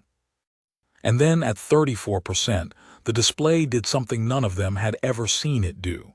It didn't settle. It didn't stop. The figure flickered, fractured into a cascade of recalculating digits too fast to read, and the field beside her name, the clean percentage the entire station had watched for 11 weeks, resolved, finally, into a string of combine administrative text that Proctor Vey, standing near the display with a data slate already updating in her hands, read aloud to the gathered cohort in a voice that carried, for the first time since Kit had met her, something unmistakably close to satisfaction. Insufficient data category. Baseline reclassification required. Human soul flagged for manual actuarial review. The number was gone. Not replaced with a new one, gone, the model itself finally, formally, admitting it had nothing left to guess with. The array has broken, Vey announced, to the muster floor, to the cohort, to a story that would circulate through every wing of the academy by the following morning, not because it malfunctioned, because it ran out of ways to keep telling itself the same lie in smaller and smaller numbers. Kit looked at the blank field where a percentage had lived since her first morning on the station, and felt something she hadn't expected to feel about it at all, not vindication, not triumph, just a quiet, settled recognition that the argument she'd been having with a machine for 11 weeks was finally, formally, over. Guess we're back to nobody knowing, she said, mostly to herself. No, Proctor Vey said, close enough to hear her. We are back to the truth, which is that no one ever knew. The number simply made it easier to pretend otherwise. Medical processed the returning squad through the evening standard post-deployment protocol, and it was there, in a quiet recovery bay smelling of antiseptic and the particular ozone tang of combined medical scanners, that Kit finally let herself feel the cost of the day the way she hadn't allowed herself to on the rock shelf or the long walk out. Her hands were raw from the guideline, one knuckle split and swelling. A deep muscle strain ran the length of her right side from the current's pull, the kind of ache that settled in slow and got worse before it got better. She sat on the edge of a recovery cot, while a medical drone ran a scanner down her ribs, and thought, distantly, that she hadn't been this thoroughly wrung out since the third night of the worst storm season she'd ever worked, hauling a family of 5 off a collapsing roof with a boat that had a hole in it she'd been bailing the whole time. Chief Okafor found her there an hour later, having heard the story the way he heard everything on the station, early and mostly accurate, and sat down on the empty cot beside hers without asking, the way he always did. "Heard you went swimming," he said. "Wasn't planned." "It never is." He studied her a moment, the split knuckle, the careful way she was holding her right side. "You did the math the way I taught you out there. Read the terrain before it turned on you. That's not luck, and it's not the array, and it's not anything they can put a clean number on. That's just work. Years of it, showing up exactly when you needed it to." "Doesn't feel like work right now," Kit admitted, flexing the split knuckle carefully. "Feels like getting hit by a truck." "That's what work feels like the day after," Okafor said. "Every single time. Doesn't mean it wasn't the right call." He was quiet a moment, looking at his own hands, weathered and scarred in ways that told their own long history. "I watched that boy's whole family try to break you for 11 weeks over a chair he thought he was owed by blood. Watched you pull him out of a flood 2 days later like the whole thing had never happened. That's not softness, whatever they end up calling it in the report. That's the hardest kind of strength. There is the kind that doesn't need anybody to lose for it to mean something." "You sound proud," Kit said, mostly teasing, though there was something underneath it she didn't examine too closely. "I am," Okafor said simply, no embarrassment in it at all. "Somebody back home ought to be, and there's nobody else out here to do it, so I've appointed myself. Don't let it go to your head. You still owe me a rematch at cards, and you still can't bluff worth a damn." She laughed despite the ache in her side. The first real laugh she'd let herself have since the transport lifted off the storm-scoured canyon, and Okafor's weathered face creased into something that might, on a less guarded man, have been called a smile. The formal review convened 4 days later, in the same curved administrative chamber where Proctor Vey had first laid out 11 weeks of impossible data, except this time the chamber was full, every senior instructor in the threshold wing. A delegation from the Combine's Central Actuarial Division, sent up from the homeworld specifically to observe, and seated near the back at Dean Corr's personal invitation, Kit Calloway herself. In dress uniform that still fit awkwardly across shoulders, the Combine's standard cut hadn't been built for. The actuarial delegation's senior representative, a stiff, precise thrall named Director Korsev, who had overseen the array's operational model for over 20 years, opened the session with a lengthy defense of the system's underlying methodology. 30 years of proven results, a filtering accuracy that had, by every metric the Combine tracked, correctly predicted command aptitude across 100 worlds and a dozen species. A model too valuable to overhaul on the strength of a single anomalous case. "With respect, Director," Proctor Vey said, standing to answer once the defense concluded, "the model did not merely misjudge one cadet's aptitude.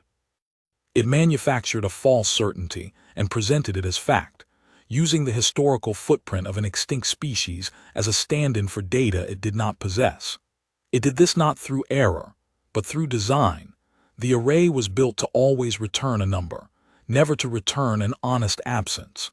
That design choice served the Combine adequately while every species entering the program had decades of prior data on file.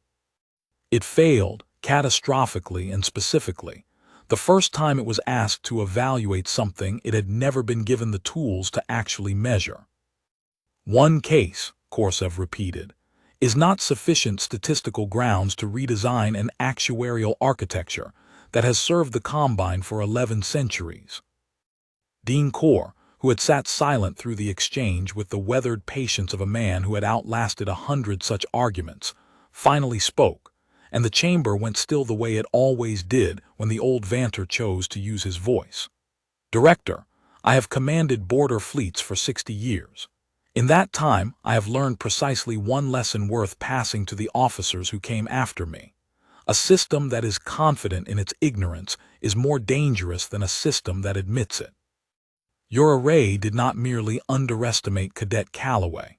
It told an entire cohort of officer candidates, in the clearest language a number can speak, that she was very likely to die, and it did so with total confidence, based on data belonging to a species that no longer exists to correct the record. Had she believed it, had she withdrawn, as the system all but instructed her to, the Combine would have lost, without ever knowing it lost anything. A cadet who has since demonstrated capabilities this program has not seen from any candidate, of any species, in my entire tenure. That is not a statistical footnote, Director. That is a structural failure with a body count the model will never show you, because the people it convinces to walk away never appear anywhere in its data at all. The chamber was silent for a long moment after that, the kind of silence that meant an argument had actually landed rather than merely concluded. "What is the proposal, then?" Korsav said finally, some of the stiffness gone out of his posture. "That the array be required, going forward, to distinguish explicitly between measured probability and modeled extrapolation," Vey said. "That any classification built on insufficient data return exactly what it returned 4 days ago in Squad 5's exercise, an honest flag, not a false number. And that any cadet from a newly admitted species be assigned a probationary review board, human or otherwise, rather than a synthetic figure with no accountability behind it." The vote, when Dean Corr called it, was not unanimous. 3 of the older instructors abstained, unwilling to formally repudiate 3 decades of institutional habit in a single afternoon. But it passed, and the proposal went up the chain to the Combine's Central Actuarial Division, with Dean Corr's personal endorsement attached. The kind of endorsement that a 60-year border commander's signature carried weight enough to move even an institution as old and stubborn as the Combine's statistical architecture.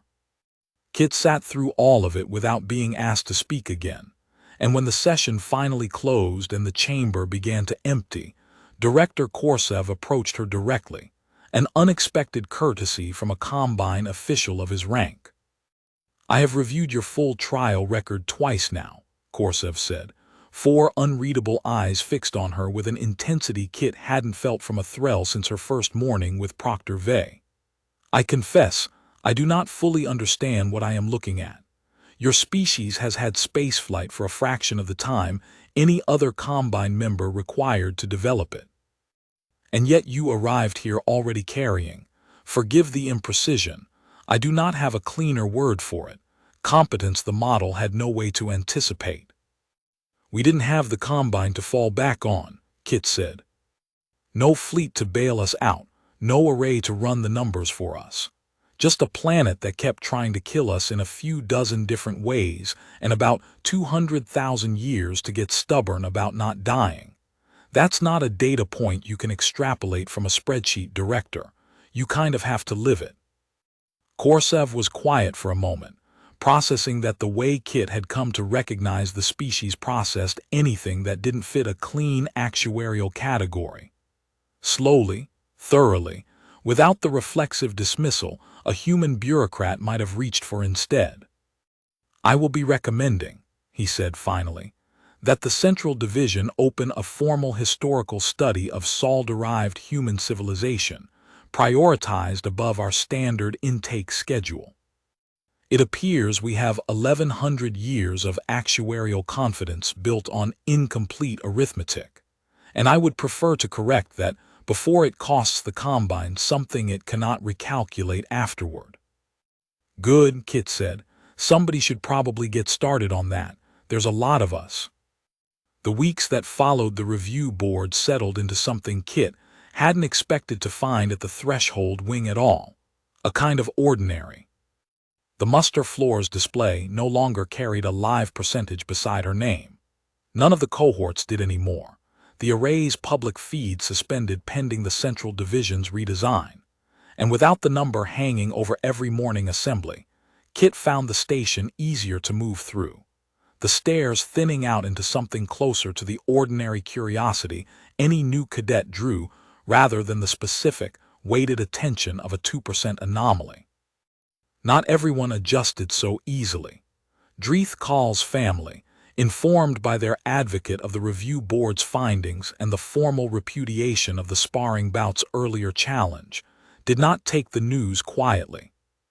A delegation arrived on the station within the week, 2 elder Scarn in formal dueling cast regalia, Dreeth's grandmother among them, the same woman he'd quoted at the campfire without knowing, at the time, that Kit would ever hear the story secondhand, and requested a private audience with Dean Core that the entire Threshold wing spent a tense afternoon speculating about. Dreeth found Kit in the equipment bay that evening, uncharacteristically hesitant, wings held in the loose, uncertain posture Kit had learned meant a Scarn cadet was carrying something heavier than usual. "My grandmother wanted to formally protest the review board's findings," he said. "She has spent 4 generations building this family's standing in the officer corps on the assumption that lineage and preparation were the only reliable predictors of a cadet's worth. The array validated that assumption for 60 years. Watching it fail publicly, and watching me lose to the cadet it failed hardest, was difficult for her to accept. And now, I told her what happened in the flood," Dreeth said. "All of it. That you went in after me without checking the odds first, after everything my family had put you through over a chair I believed I deserved by blood alone.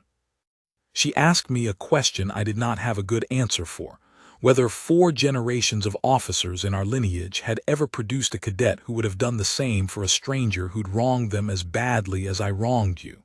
He paused. "I told her I did not know. I told her I suspected the honest answer was no."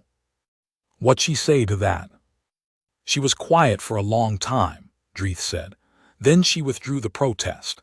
She said a family that measures its worth only by what it is owed will eventually run out of things worth measuring." He looked at Kit directly, something steadier in his posture than Kit had seen from him since the equipment line 11 weeks earlier. "I do not know if I can undo 11 weeks of how I treated you. But I intend to spend the rest of this program trying, and whatever comes after it as well, if you will permit that." "You already started," Kit said. "Out on that ridge, arguing about the canyon floor instead of just pulling rank. That's not nothing. Keep doing that instead of the other thing and we're square." His grandmother requested to meet her the following morning. A brief, formal audience in one of the academy's smaller receiving rooms, and Kit went expecting the same clipped hostility Dreeth had carried on the equipment line 11 weeks earlier, filtered through decades more practice. What she found instead was an old Scarn woman with feathers gone the pale, brittle white of true age, sitting very upright in a chair built for a species half her size, studying Kit with an intensity that reminded her, uncomfortably, of Dean Core. "My grandson tells me you went into moving water for him without calculating the odds first," the elder said, translator rendering her voice thin and precise. "I have flown border patrol for 40 years, cadet. I have watched officers with excellent odds refuse to do far less for pilots under their own command. I came here prepared to be angry with you for embarrassing my family's judgment. I find, instead, that I am simply old enough to recognize when I have been wrong about something for a very long time. You raised somebody who went back for a canyon floor argument even after we'd have both had every reason to stop trusting each other," Kit said. "That's not nothing either. Whatever else is true, you did that part right." The old Scarn considered that for a long moment, then inclined her head, a gesture Kit recognized from Dreeth's own careful formality. "I will not insult you by pretending this changes 40 years of doctrine overnight," she said. "But I intend to fly my next border rotation with your name in my log, Cadet Calloway, as a reminder that a number is never the whole of a person, however confidently it is printed." She rose, The audience apparently concluded and paused at the door. "Take care of my grandson out there if your paths cross again. He is better than he has shown you so far. I suspect you already knew that." "Already do," Kit said and meant it. Kesevrel's arc resolved more quietly, in the way most of the important things about her did. She requested, 3 weeks before the term's scheduled graduation trials, a formal transfer from the command track her clutch line had mapped out for her since before she could fly, into the Threshold Wing's newly authorized field logistics specialization. The same track, Kit noted with some satisfaction, that had absorbed most of Torv's squad mates from the kiln trial, cadets who valued keeping people alive over winning cleanly. Kessa's family did not take the news well, not the way Dreeth's grandmother eventually had. But Kessa filed the transfer anyway, the first genuinely independent decision. She told Kit over a shared meal the evening it went through that she had ever made about her own life without first calculating what her clutch line would think of it. "You did this," she said, not quite an accusation, not quite gratitude either, something more complicated sitting between the two. "I didn't do anything," Kit said. "You built a fire with me once and figured out you liked building fires better than winning races. That was always in there. I just happened to be standing nearby when you noticed." That is a very human way of refusing credit for something. "Maybe," Kit said. "Or maybe it's just true. I've met a lot of people back home who spent years thinking they wanted one thing because everyone around them agreed it was the thing worth wanting. Took most of them longer than 11 weeks to figure out otherwise. You did it fast. That's on you, not me." Kessa didn't answer that directly, but she reached across the table, and in the small, deliberate gesture Kit had come to understand meant more from a scarn than any number of words, bumped her closed fist gently against Kit's. The same gesture soldiers back home used before a mission neither of them had a guarantee of walking away from clean, translated somehow, without either of them teaching the other, across every gap that should have made it untranslatable at all. The graduation trials approached at the end of the term, the way every deadline in the Threshold Wing did, announced with more ceremony than warning. The final formal assessment before the cohort's officer commissions were confirmed, and the class scattered across 100 combine postings. Unlike the earlier trials, graduation carried no live percentage at all.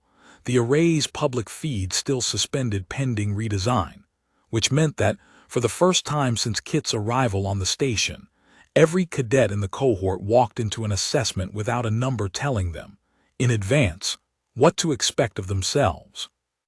"It is, in its way, a kindness," Proctor Vey observed, walking beside Kit toward the final briefing, though I suspect the Central Division did not intend it as one. "Cadets have spent this entire program being told what they were capable of before they had a chance to find out for themselves. I have watched, these last weeks, an entire cohort relearn how to simply try." "Bet that's better for everybody," Kit said, "not just me." "It is," Vey agreed. "I have run this wing for 9 years believing the array's numbers were a mercy, that they spared cadets the uncertainty of not knowing where they stood. I understand now that the uncertainty was never the cruelty. The false certainty was.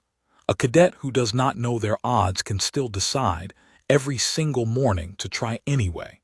A cadet who has been told their odds have already had that decision made for them, whether they realize it or not."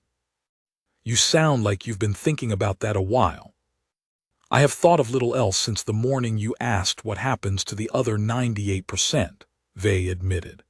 "It was, I believe, the single most honest question this program has been asked in the 9 years I have run it. I did not have an answer then. I am not certain I have a complete one now, but I have come to believe the honest answer is simpler than the array ever made it look. The other 98% was never a fact about you at all. It was a measurement of how little the rest of us had bothered to learn." The graduation trial itself was scheduled as a joint field exercise, the full cohort deployed together for the first time. 6 squads working a single sprawling scenario across the biome dome's widest terrain, with a gallery of combine dignitaries, regional fleet officers, academy patrons, and seated in the front row beside Dean Kor, Director Korsev himself, come to observe in person the cohort whose training record had, over the preceding term, unsettled his division's most confident assumptions. The exercise was meant to run 4 hours. It ran considerably longer than that, for reasons no one on the observation deck had planned for at all. Kit was midway through Squad 5's assigned scenario, a coordinated extraction under simulated fire, the kind of exercise designed to test squad cohesion under time pressure rather than any individual heroics, when the dome's environmental systems, worn thin from decades of continuous operation and pushed harder that week than usual by the graduation cohort's back-to-back scenarios, suffered a genuine cascading failure in the station's outer ring. 3 sections away from the observation gallery, where a docking clamp servicing an incoming supply transport had failed under stress and torn a gash through a section of hull plating that had not seen a full structural inspection in longer than anyone on duty that shift wanted to admit. The alarm that went up was not the scenario's simulated alert. It was real, station-wide, the specific 2-tone klaxon that every soul aboard Vantage Reach had been drilled since childhood or first posting to recognize instantly. Hull breach, atmosphere loss, all hands to emergency stations. The exercise dissolved into chaos for exactly as long as it took the cohort's instructors to register that this was not a test. And then, remarkably, for no longer than that at all, because the cohort they'd spent a term training had, without needing to be told twice, already begun moving. Kit's squad was closest to the breach by a wide margin, still in the outer ring from their extraction scenario when the alarm sounded, and she felt the old, specific clarity settle over her the moment the klaxon hit. The same clarity that had carried her through 3 hurricane seasons, and a flood that should have drowned Dreith Call 2 weeks earlier. The total absence of panic that came not from courage exactly, but from having drilled the response so many times that the body simply took over before the mind had finished being afraid. Emergency bulkheads should be sealing automatically, she said, already moving toward the breach section rather than away from it, Dreith and Torv falling in behind her without hesitation, Kessa and Six a half-step later. If they're not, we've got a section losing pressure with people still inside, who don't have time to wait for a repair crew to get suited up and briefed. That's not our exercise, Torv said, though he was moving as fast as she was, the objection reflexive rather than genuine resistance. It's not an exercise at all anymore, Kit said. Move. They reached the breach section to find exactly the situation Kit had feared. 3 maintenance techs caught mid-shift when the hull tore, 1 bulkhead jammed half-sealed on debris from the failed clamp, alarms shrieking down a corridor already hazed with escaping atmosphere, and the specific cold bite of vacuum bleeding through a gap not yet fully closed. One of the techs, an older Vanter, had a leg pinned under a fallen support strut, conscious but unable to free himself. Air pressure dropping around him in a countdown, none of them needed a readout to understand the stakes of. What happened in the next 11 minutes would end up, eventually, in the official station incident report, filed in language as dry and clinical as every Combine document Kit had encountered since arriving. But the version that actually mattered was simpler than any report could capture.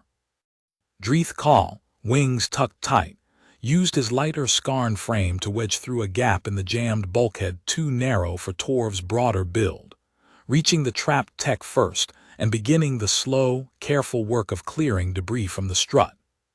6, crystalline skin, apparently tolerant of the corridor's rapidly dropping temperature in a way none of the others could match, held position at the bulkhead's edge, relaying status back to the emergency response team scrambling to reach them, calm and precise, even as the alarms kept shrieking.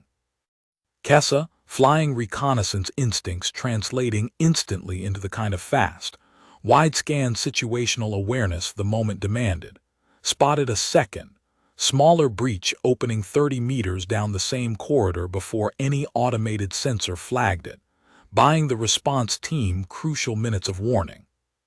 And Kit did what she had trained her whole adult life, on a planet with no array and no actuarial safety net at all, to do without hesitation. She went in after Dreeth, wedging through the same narrow gap, and worked beside him in air thinning fast enough that both of them were breathing in short, controlled pulls by the time the strut finally gave, freeing the trapped tech's leg with 4 hands working together in a space built for none. They got him out with 90 seconds of margin before the automated bulkhead, its jam finally cleared, sealed the breach section fully and stabilized the corridor's pressure. The full emergency response team arrived 40 seconds after that, suited and equipped for a crisis that Squad 5, with nothing but training and a decade of civilian instinct one cadet had carried across an ocean of stars, had already resolved. Dean Kor and Director Korsev had watched the entire 11 minutes from the observation gallery's emergency feed, a live camera angle the dome systems had automatically routed to every screen on the station, the moment the real alarm superseded the exercise's simulation.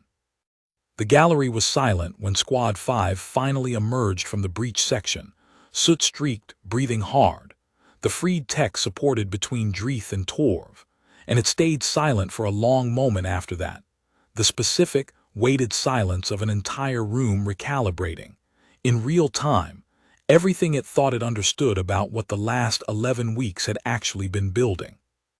It was Director Korsev who spoke first, standing from his seat in the front row, his usual clinical precision entirely gone from his voice. That was not scenario data, he said, to no one in particular, to everyone at once. That was real. It was, Dean Kor said, rising beside him, his weathered old face unreadable as ever, though something in his posture carried a weight Kit hadn't seen from him before. And it was answered, Director, by exactly the cadets your division's model told this academy not to trust. Korsev didn't answer that directly. He simply turned to look at the breach section's exit, where Squad 5 stood catching their breath, the freed maintenance tech already being loaded onto a medical stretcher, and said, quietly, mostly to himself, in the tone of a man watching an argument he'd already conceded arrive, uninvited, at his own front door, "I will need considerably more paperwork than I anticipated this term." The graduation exercise was formally suspended for the remainder of that day, while the station's engineering crews finished securing the breach, and the medical bay finished processing everyone who'd been exposed to the thinning atmosphere, Squad 5 included. Kit sat through another round of scans, another quiet hour with a drone running its beeping satisfaction over ribs and lungs that had, apparently, held up fine, and it was there, in the same recovery bay where Chief Okafor had found her after the flood, that Dean Kor himself came to see her, an occurrence rare enough that the attending medical staff cleared the bay without being asked twice. He didn't sit. Vanter rarely did, joints built for standing watches that ran longer than most species could manage seated. He simply stood at the foot of her cot for a long moment, studying her the way he had in the hearing room weeks earlier, cataloging something behind eyes that had watched 60 years of officers rise and fall. "I have commanded this academy for 11 years, he said finally. "Before that, a border fleet for 60. In all that time, I have never once watched a cadet respond to a genuine, unscripted emergency with less hesitation than the one you showed today. Not from any species, not from any cadet whose training I personally oversaw." He paused. "I would like to understand where that comes from if you are willing to tell me plainly." Kit considered the question, turning the split knuckle from the flood, still healing, still tender, over in her other hand. "Where I grew up," she said, "disasters don't wait for you to be ready. Storm doesn't care if you've drilled enough, if the arrays run the numbers, if commands cleared you for the mission." It just comes, and somebody's got to be the one who goes toward it instead of away from it, because if nobody does, more people drown than have to. I did that work for 6 years before I ever heard the word combine. It's not bravery, not the way people back home like to talk about it in speeches. It's just what happens when you've done a job long enough that hesitating feels wrong in your body before your mind's caught up to why. The array called that a 2% chance of survival, Core said. The array never had a category for it, Kit said. That's different from a low number. A low number means something's actually unlikely. What I had was a total blank, dressed up to look like odds because a machine's not built to just say, I don't know. I think that's the part that bothered me most, walking in that first morning. Not the number. The fact that nobody in the room seemed bothered that a guess had been given the weight of a fact. Dean Core was quiet for a long moment, and when he spoke again, his voice carried something Kit hadn't heard from him before, not quite warmth. Vanter didn't build their voices for warmth the way humans did, but something adjacent to it, weathered and hard-earned. I have spent 60 years training officers to trust the numbers their instruments give them, because in open space, an instrument that lies gets a crew killed. I did not fully appreciate until this term that an instrument can lie by omission just as easily as by malfunction, that a number confidently wrong is more dangerous than an honest silence. You taught this academy that lesson at considerable personal cost, Cadet, and you did it without once asking to be believed. You simply kept surviving until belief became unavoidable. He inclined his massive head, the closest thing to a formal bow Kit had seen him offer anyone. The Combine is fortunate you did not withdraw at 2%. Never really considered it, Kit said. Where I'm from, you don't quit a rescue because the math looks bad. The math looking bad is usually the reason somebody needs rescuing in the first place. Core almost smiled at that, the closest his old, weathered face came to it, and left her to finish her recovery in the kind of quiet that felt, for the first time since Kit's arrival on the station, entirely earned rather than merely survived. The graduation ceremony, rescheduled for 3 days later, once the breech section's repairs were confirmed structurally sound, and the full cohort cleared for formal assembly, took place in the Threshold Wing's largest hall, a vaulted chamber built to hold the entire graduating class, along with the instructors, dignitaries, and the small handful of family members who'd made the journey to see their cadets commissioned. Kit had no family in that crowd. Earth was a long journey from Vantage Reach, and the Saul Accord's first cohort had understood, going in, that graduation would likely be attended by strangers rather than kin. But Chief Akafer stood near the back in a set of dress coveralls that had clearly not been worn in some years, and the sight of him there, arms crossed, watching with the same flat, proud attention he'd given her since the maintenance cart on her first day, did more for Kit's composure than any speech the ceremony had planned. Dean Core presided over the commissioning himself, moving down the assembled ranks of graduating cadets with the same unhurried pace that had, over 11 weeks, come to feel less like age and more like a deliberate refusal to be rushed by anything the universe considered urgent. When he reached Kit's position in the ranks, he paused longer than protocol strictly required, and the hall, sensing it, went quiet in the particular way it had gone quiet on her first morning, watching a number climb onto a board. "Cadet Calloway," he said, his voice carrying to every corner of the vaulted hall without needing to be raised. 11 weeks ago, this academy's actuarial systems informed you that you carried a 2% chance of surviving this program. I have reviewed, personally, every trial record generated since. You completed a sustained exposure trial without medical intervention. You defeated a sanctioned combat bout using a technique this academy has since added formally to its training library under your name.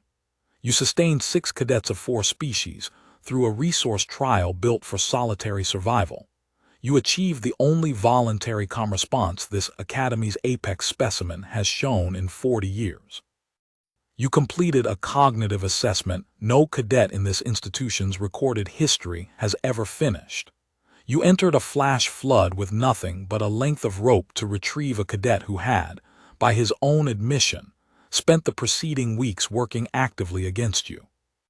And 4 days ago, without orders, without hesitation, and without the benefit of any actuarial guidance whatsoever, you went into a genuine hull breach to free a trapped crewman, while the machine built to advise this academy on risk could offer nothing but silence. He paused, and the hall held that silence with him. 300 cadets and instructors and dignitaries who had, each in their own way, spent a term watching a number fail to describe a person. The array was wrong about you from the first morning you stood beneath it, Core said. Not because it malfunctioned, but because it was asked a question it had no honest way to answer, and it answered anyway, because that is what such systems are built to do. I have spent 60 years learning to distrust confident guesses dressed as certainty. I did not expect, at this stage of my career, to learn that lesson again from a cadet barely out of her 3rd decade of life. But I have, and I am grateful for it, and I suspect every officer standing in this hall today will carry that lesson considerably further than any actuarial model this Combine has ever built. He extended one broad, weathered hand, palm up, the formal Combine gesture of commission. Welcome to the Officer Corps, Lieutenant Calloway. The Combine is better for having finally learned to count you correctly.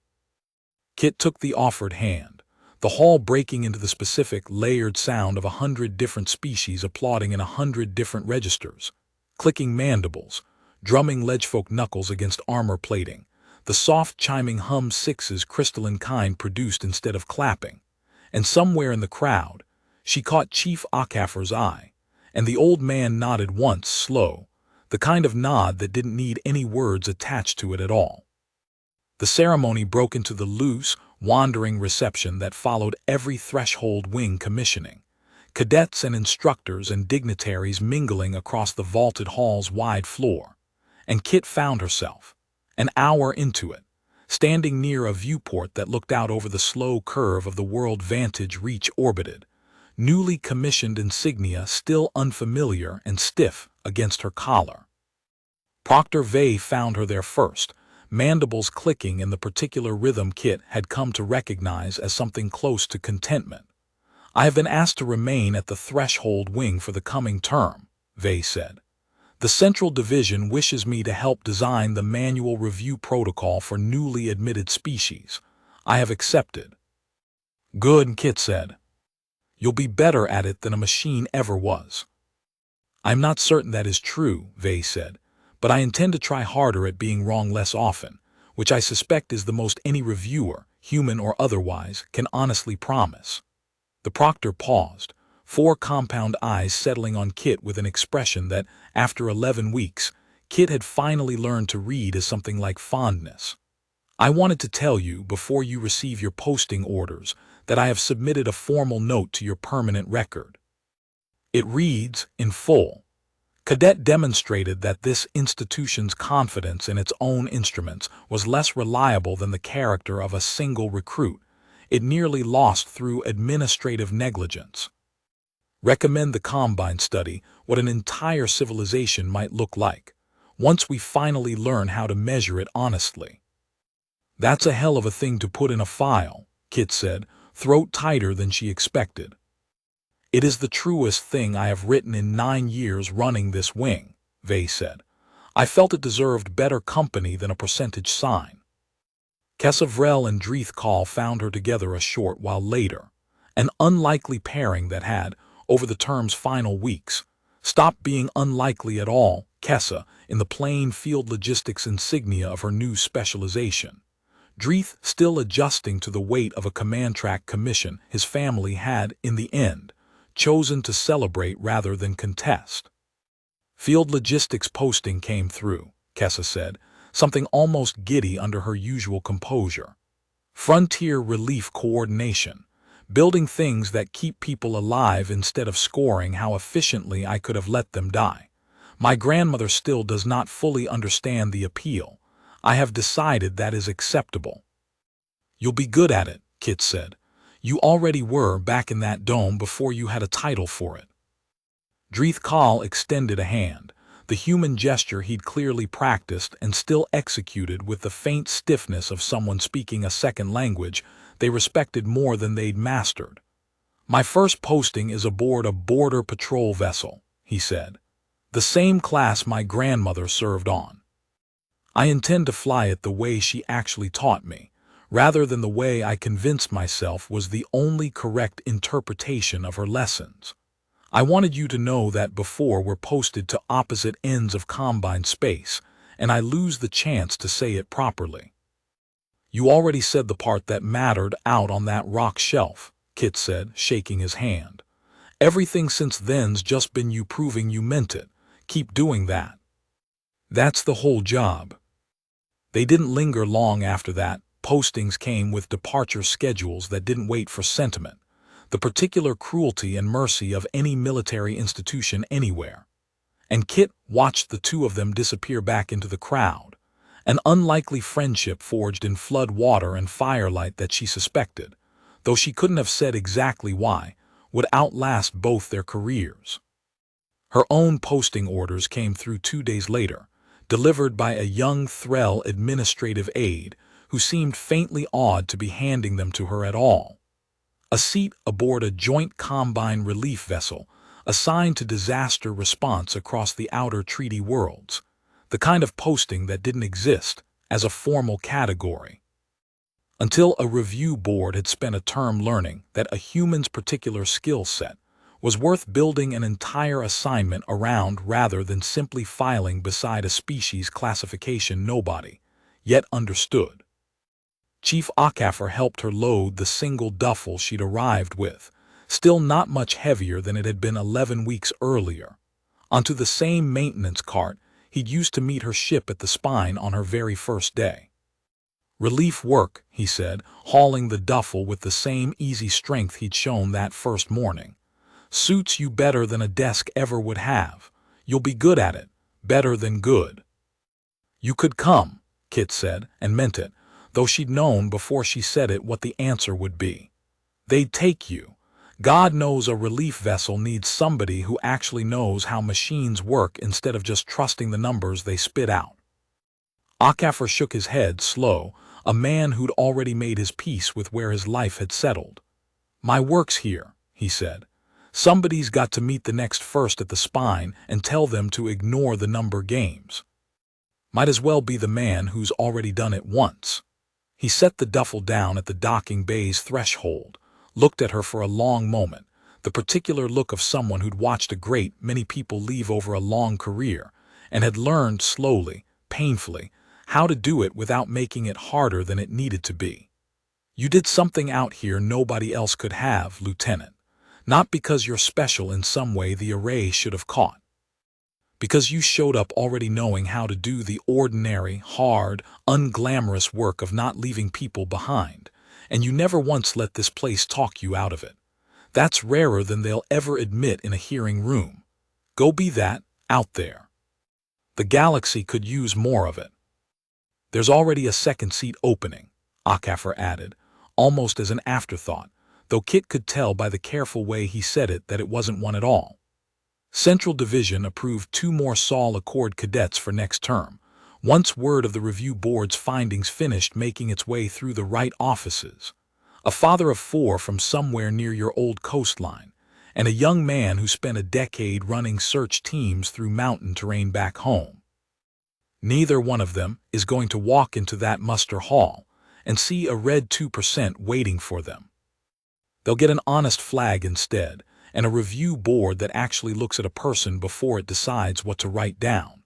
He shrugged, the gesture almost embarrassed, a man uncomfortable taking credit for anything he considered simply doing his job. Didn't happen because the array grew a conscience. Happened because one cadet refused to let a bad number finish the argument for her, worth remembering whatever comes next. Good, Kit said, something settling warm and quiet beneath the ache of leaving. Tell them the terrain doesn't lie. Best advice I ever got. Already planned on it, Akaffer said.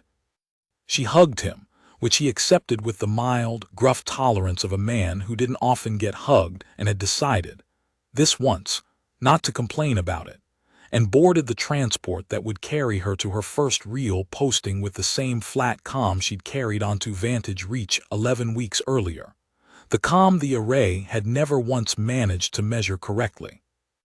The transport cleared the station's outer ring an hour later, and Kit stood at the viewport watching Vantage Reach recede into the dark, the wheel of steel and light growing smaller against the stars, the place where a machine had once told her, with total confidence, that she had a 2% chance of surviving anything at all. She thought, watching it shrink, about the morning she'd asked her question in that crowded hall, not because she'd expected an answer, she understood now, but because the question itself had been the first honest thing said in that room since the number went up. What happens to the other 98? Not a joke, not defiance for its own sake.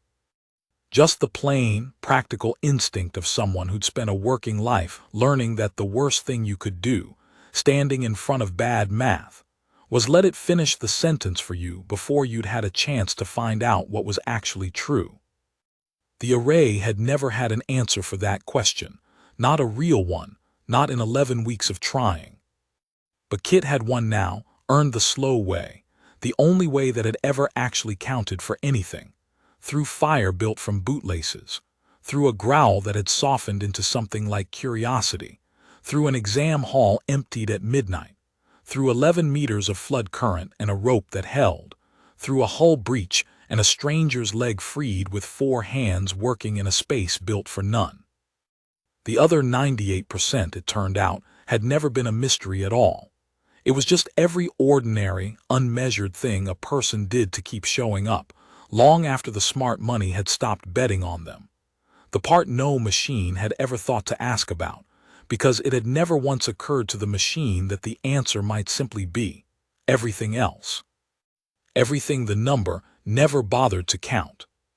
Kit Calloway watched Vantage Reach fade to a single bright point against the dark, checked the manifest for her new vessel's first relief run, and got back to work.